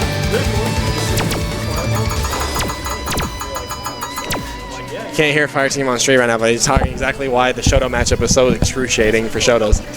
And yeah, dude, I love Nash. But the thing is that Ryu makes it a little more interactive for Ryu than I think Ken is better than Ryu against Nash. Hell no, parries. No, but what do you parry? The scythe? You parry moonsaults, which you don't do anyways. Yeah, but you also interacted in Nash throwing Sonic Boom as well. Yeah, because on the other side of that coin, Ryu throws a fireball, you suck it in, Ryu gets nothing. Yeah. So you're a little bit more interactive in that. You have more options to do. Also, crouch medium kick with Ryu is a range that Ken simply cannot fight at. Oh, sure, but he didn't do credit. But neither can fight at that range because Nash beats them both at that range. Yeah, right, that's what should have happened. So last week, Ray Sean defeated Kong in grand finals. 3-2. Ray Sean was in winner side. Kong was in loser side, and Ray Sean came out and beat him 3-2, not even allowing a bracket reset. So let's see if he can have a repeat victory this week. So far, both players feeling each other out. Very common early game. Here's the setup. Yeah, so he knows. So everybody knows that setup from Kong now. But the thing is, he's adapting like 18 different setups now. Where it's not just the one and the cross-up head stomp shenanigans. He did low there. And here comes a full punish. Looks like he was too far away to get the jab afterwards, so I think that's kind of reasonable. But he's going to get paid right here for sure. And that's it, actually. No, not quite. Oh my god. Literally 9 health. That is my favorite thing. You may have watched me do an instant head stomp or two in Street Fighter 4 with Chun-Li. Yeah. Well, I had it all the time with Seth, and it was sick. To be fair, though, Chun-Li actually has an overhead. But Seth didn't, so like that was his overhead. Like in theory, like he doesn't have an overhead, but here it is. But Chun-Li is like, yeah, I have an overhead, but I have this too. Like just add on to it. So that stand fierce is -3. Yeah. Pay attention to what I'm going to say next. Yeah. When poorly spaced. Yeah. Which is a little asterisk next to it. Never when you're playing against Kong. Yeah. Wow, the fake cross center. We talked about in casuals earlier about how, you know what, Kong, you're gonna do that fake cross up, the fake cross under all day, and then we're going to find out years later you can't even go to the other side. If we just held back, we would always win. He goes, no, I can go on both sides. Oh, he totally can. Yeah, he definitely can. Definitely can. Kong and take game number 1 again. This is just women's finals, a 3 out of 5 set. So plenty of time for Rayshawn to adapt here. I think this first game was very much a story of feeling each other out and understanding what ranges are they willing to play. And these guys do play all the time online. So if you see something a little unconventional, it's because they have that player matchup knowledge that probably us commentators won't call out on. Yeah. And so there's a good punish there. He doesn't go for the crush counter. He can go for stand roundhouse, but I think Nikali has some weird stuff going on there, like where he could like go underneath Nikali. Right, yeah, maybe. Kong definitely has those combos, but looks like he did not opt to go for it for other reasons. Rayshawn's overhead game has definitely been a lot more vocal, I guess is a word I would say. Has been, or no, better represented. He's definitely trying to mix it up. Yeah, and I like that for sure. See you, Chachi. Thanks for coming out, man. Yeah, it's Chachi. I'm going to play Rayshawn after this, too, in the L League. So, I mean, we're going to have to face him. I need to get L League matches in somehow because I can never, like, my schedule is so bad. Like, I played Ohana Man last night straight after work, came home. I got him 3-0, and then he ran it all the way back and got me a 5-3. But speaking of 5, there's a 50-hit combo that just happened. 50 hits? 50 hits. What is this, Marvel? That is crazy. So now Chun-Li going in here. Again, similar to Nikali, again, when we talk about his weakness, is definitely the buttons department, and Chun-Li, can't even begin to say how great a button she has.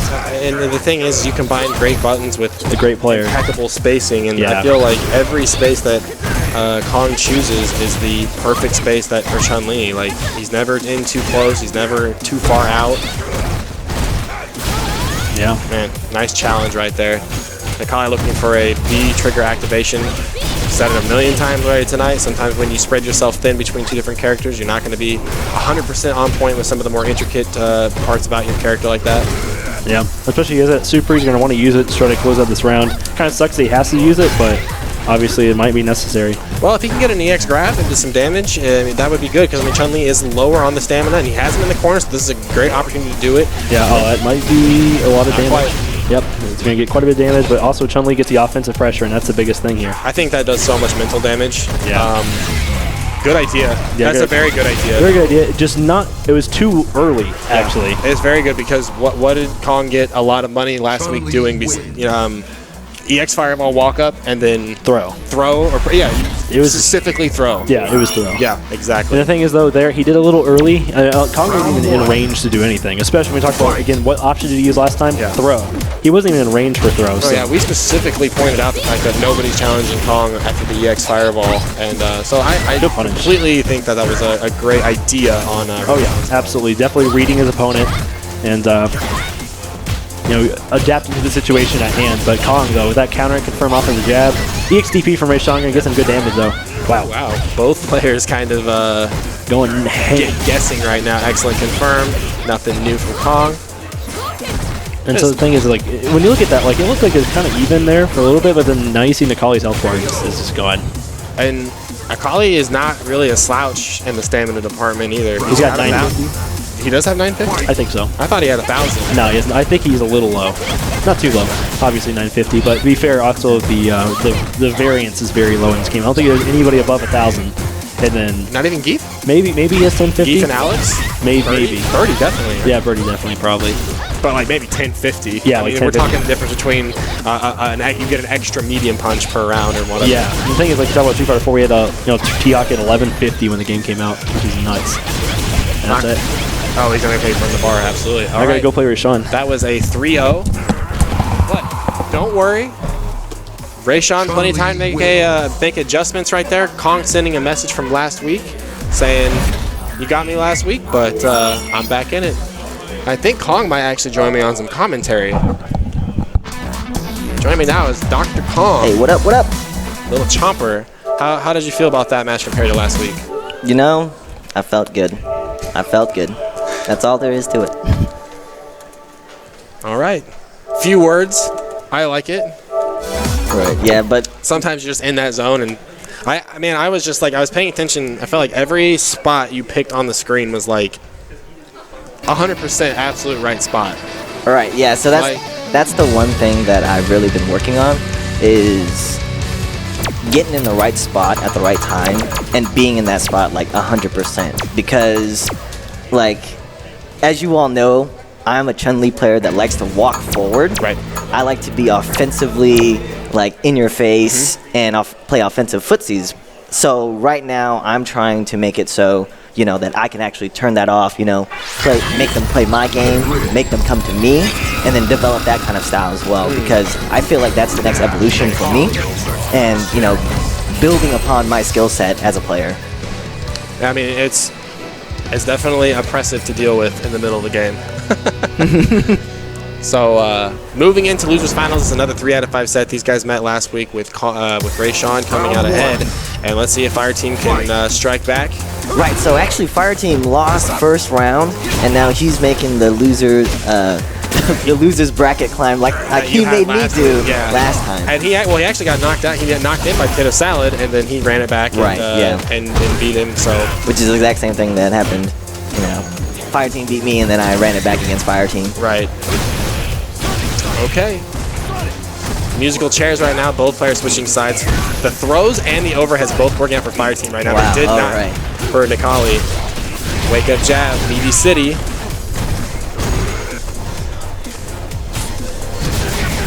DP. Yes. Gets the right correct. All right. So even though, you know, Fire Team had that impressive series, he's actually down now. Yeah, I mean, Nikali he's got that big throw, but that is a man, the crush counter would have just killed outright had he just reacted to it. But I think he was a little maybe caught off guard. Like I didn't think you were gonna DP right there. Right. Yeah. He actually side switched and actually got the DP. I think he was wanting the command throw. But, you know, he didn't spend any resources that he would have got a cap anyway, so it doesn't really matter. Back to neutral here. Fire Team, of course, his whole play style basically is the in and out, in and out, in and out, and switching it up. When he's in, he's got 4 great options and good spacing, and when he's out, he's just going to play the lane game. Right. And the puzzle that RTY has got to solve is how do I get in and make it count? And he did it really well last week, but let's see what's been doing. He said he hasn't been playing the game, but no. He's been streaming off of a new account. He's trying to get like a second account like Platinum or something. Oh, all right. Yeah. No. When I say I don't play the game, I'm playing Dwarf Fortress and Dark Souls like all week, so I guarantee it. Dude, I'm so excited. Did you see the new expansion for Dark Souls 3? Oh, yeah.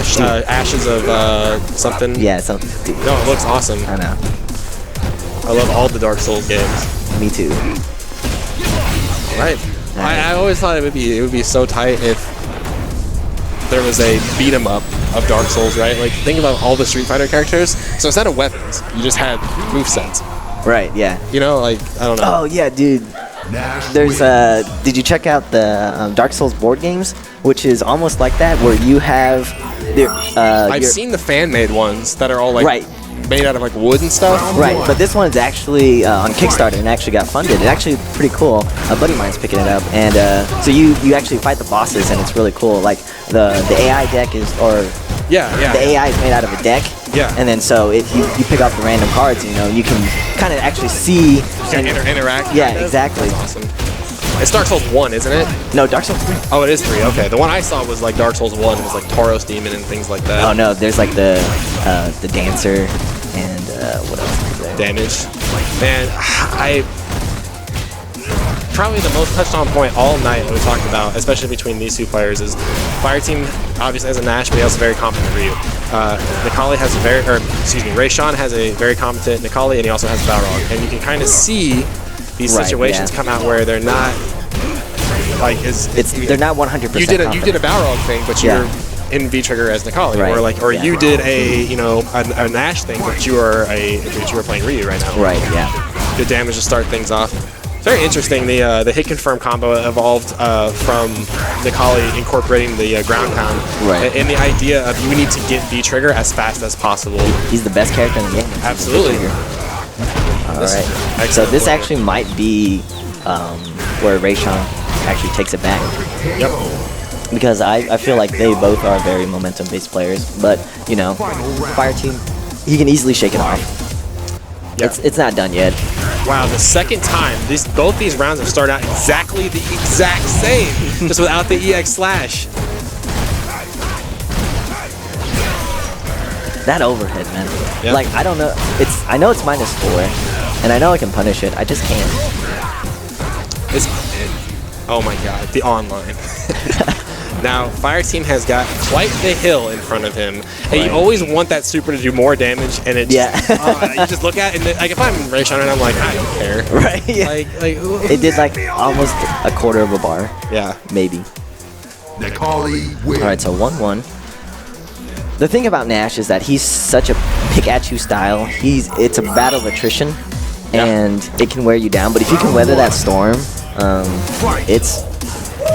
it's really hard for Nash to come back as well without doing something. Without a crush counter. Yeah, without a crush counter or doing like, big shimmy into super combo. Yeah, I had 2 timetouts. I tried. Yeah, that stand roundhouse when you're behind him. I was like, hitbox or hurtbox. Yeah. Oh well. That's been my strategy as Nash. I just try to. I don't know. Try to make basically that war of attrition and make it count. Right. Yeah. And I saw you were doing like a bunch of EX Tatsu or Air Tatsu. And the thing is he was doing a move that just happened to move out of it. Yeah. So and you're like, you hate to see that happen. Rip. rip. And then word of Chris Becco. In the word of the Chris Becco, the fire team, the buzzsaw, chop the hair down a little bit. You guys have seen each other in a top 3 scenario so often since Street Fighter V has come out that the tournament nerves have got to be out the window at this point. Right now, just the overall style of Fireteam, the very runaway, I'm going to hit you, probably the #1 thing that will ever tilt players not used to that kind of play style. Like, if you've ever played against a Guile in like Street Fighter 2 or something where they're just walk back and just Sonic Boom and then crash hard punch you on the way I've had the pleasure of playing Dominion. Oh yeah. Oh my gosh. Yeah, perfect example. Oh my gosh. The only difference is that the Dominion could then run in on you and just beat you. Yeah. That made me want to cry. All right, excellent confirmed. Not going to kill, going to put Nash at about 10%. Right. And he's not going to get a setup. Maybe he should do big trigger. Oh, but he didn't quick rise. Oh, wow. And I thought we were going to see the stand light kick.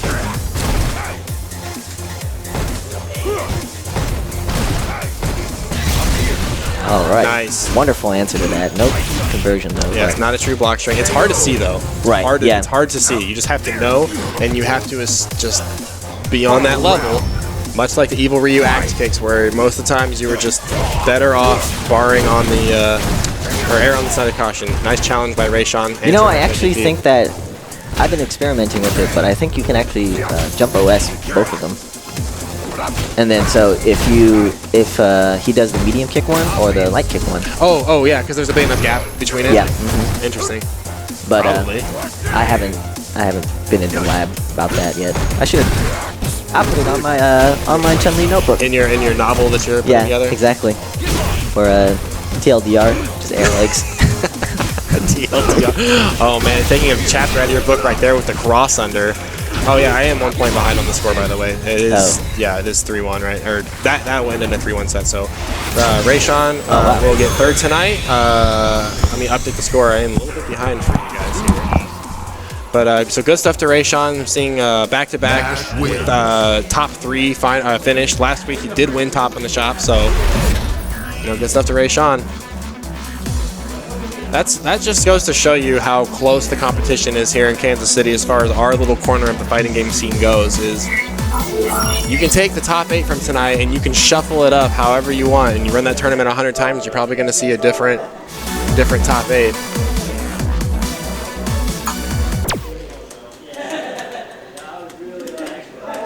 Once again, I lose to the guys going to top 3. Motherfucking destroyed. All right, so real quick reminder, guys, thanks to Alamo Draft House here in Kansas City for hosting us. Really appreciate them putting us up here. It is a free venue fee, and the venue is very impressive. It is a gigantic theater house. So not only can you bring a date out and catch the latest movie, I want to see that Don't Breathe horror movie here pretty soon. They also have a fully stocked bar and restaurant attached to it. So this kind of theater that you bring it out, they bring your food to you, they bring out these like gourmet cocktails and things, and it's just a really good time. And they let us have this mezzanine upstairs. You guys can kind of see behind Fireteam and Kong there. And we have this whole space pretty much to ourselves. So it's a great place to come out. And there's always room for friendlies or casuals too. So if you guys are just trying to come out here and get some work in, please come do that. You will level up 100 gazillion times faster and more efficiently playing here with other local players than you ever would be at home. So again, Kansas City area, come check out Top in the Shop every Thursday, starting at about 5 o'clock. That's when I want to get here to get unloaded. We are in the grand finals here for September 8th, 2016. Fireteam in the loser side needs to win 3 matches. Kong winners only, or needs 3 matches to reset the bracket. Kong needs to only win 3 to take this tournament. I set the cameras up, Altaria. You're very welcome. My hairstyle is on point. AKA the IDGAF. All right, so Jesse, you're gonna pop into commentary? Put the headset on.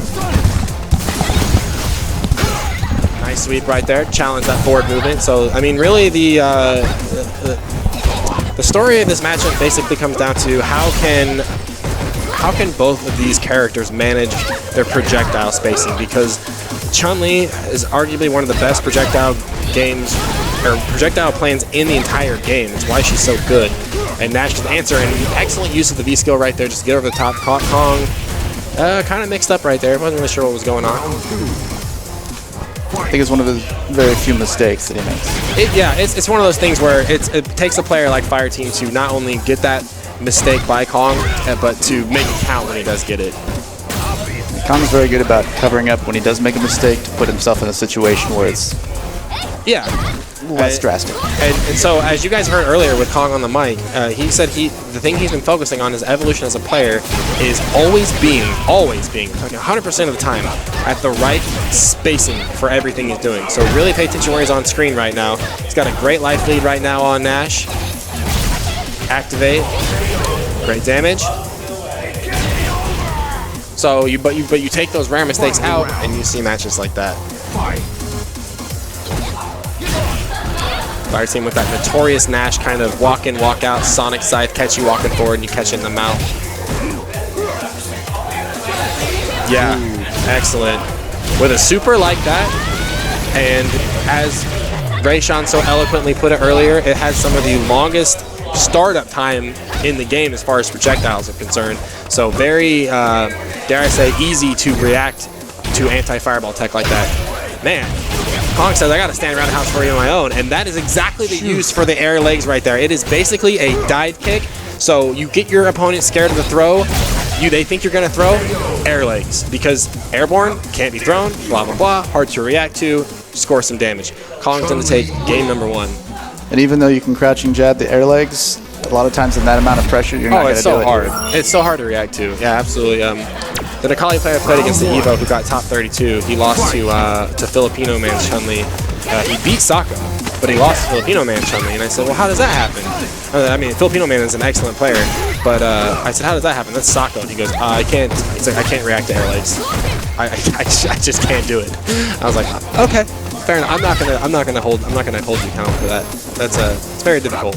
Spacing, as you said, pressure, all that stuff involved makes it very difficult.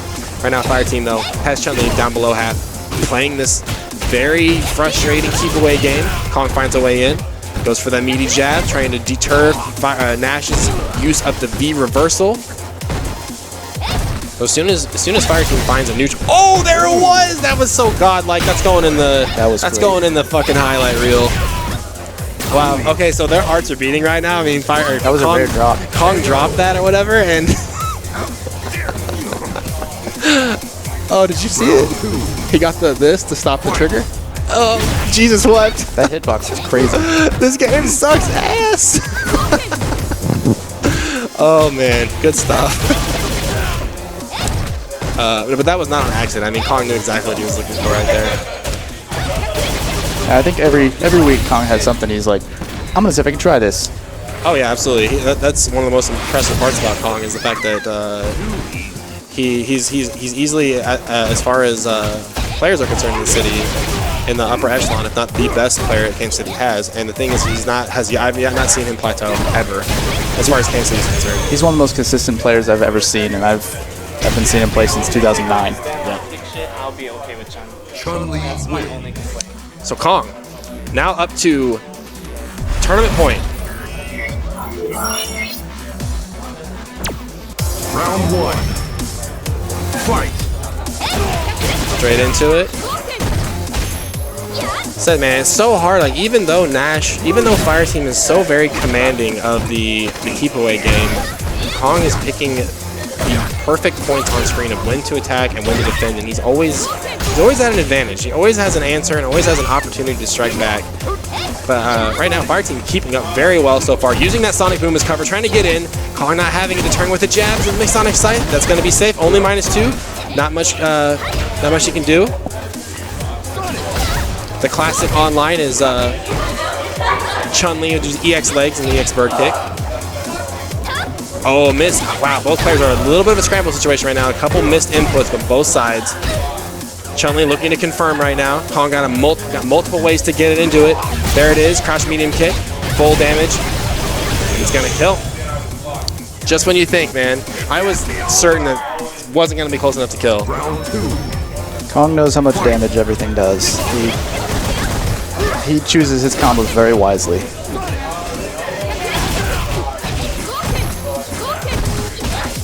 If it won't kill in that scenario, he won't use it. Yeah, I mean, pretty much. There's rare instances. I don't think I've ever seen Kong autopilot. Just go like, oh yeah, just gonna go into this combo and do it because that's all I know how to do. Corner pressure in favor of Kong right now. Close to stun. Fireteam gonna find a way out. Stun still a factor right now. Kong making it count and finds a back fierce crouch or back fierce crush counter, and that is gonna do it for the tournament. Kong rising up. 2 weeks in a row. Get that top 3. Top 2. Yeah, sure. Maybe Kong will want to come over and talk to us. But anyways, good stuff this tournament this week, guys. We have 14 people come out. Let me update the brackets really quick. I'm back. What's up, Kong? Congrats. Thank you. You look sharp this week. Last week it was kind of a little dull. Right, yeah. I had a lot going that week. Had my first test. Yeah, because school is back in session. Yeah. And Kong is not just taking your English 101 classes. He is third year medical school. What are you, like some sort of brain rocket science surgeon or something? I don't know. All right, guys. So here's your top 8 for this week. Kong, first place. Fireteam, second place. Ray Sean. This was your top 3 last week, and it was shuffled in a completely different order. So really, kind of a testament to how close Kansas City is. Love you, Caps. So Kong, Fireteam, third place Ray Sean RTY, fourth place Chachi, fifth place Cups, sixth place Potato Salad, seventh place Samurai Urkel, and eighth place Jess Ruby. So shout outs to everybody coming out tonight. Again, we had looks like a 14-man bracket tonight. So glad guys came out. Glad guys got some matches in for Street Fighter 5. See you, Dick. See you, dude. Round 1. 360 stand. Hey, I'll bring a 360 next week with Marvel. I mean, I'm bringing it next time. I didn't bring it this time. I don't have Shuma or Jill. Nobody will probably play.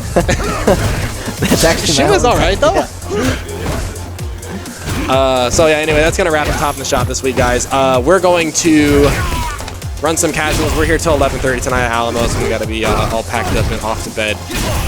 So anyways, thanks again for watching. Thanks to Cups, Ray Sean, Fireteam, Kong, and Just Ruby there at the end, lending their talents to commentary. Always appreciate you guys watching. Thanks for the follows, guys. We keep track of your emails all night. Appreciate that as well. And we'll be back again next week here at Alamo Draft House. Kong, got any parting words? Just keep playing, always keep thinking about the game. That's what I'm doing. I always have new things to do. I didn't actually get to show you guys my new setup, but hopefully it'll actually come out pretty soon, because these guys are dirty back risers. I have one for really dirty cool. Dirty back risers. I have one really cool for quick rise. After Super? Not after Super, no. Just after spinning bird kick. Okay. This is what I realized, that depending on what you do, light kick, spinning bird kick after a dash leaves you at a certain distance. So does medium spinning bird kick and EX legs. They all do a different distance. And depending on that, you can get some like crazy. So it's one of those classic Street Fighter situations where maybe you give up the damage for the setup. Right. Yeah. Okay. And me and Alan were talking. He actually does the same thing with light kick spiral arrow because he can actually do a dash and then you'll get a +2. That's always the first character I always think of is Cammy. Is you give up damage for a setup that is equally as terrifying and challenging as the thing you were and just it leads to just like so much more damage. Yeah, absolutely. Yeah, and the mental guard break too of seeing something that maybe you were not familiar with is always an issue. All right, guys. So again, thanks for watching Top in the Shop for September 8th, 2016. We're gonna sign off. So again, thanks everybody for watching. Thanks for following. And remember, the worst thing you can do when it comes to a fighting game is never pick up a controller. We'll see you guys next week. Bye.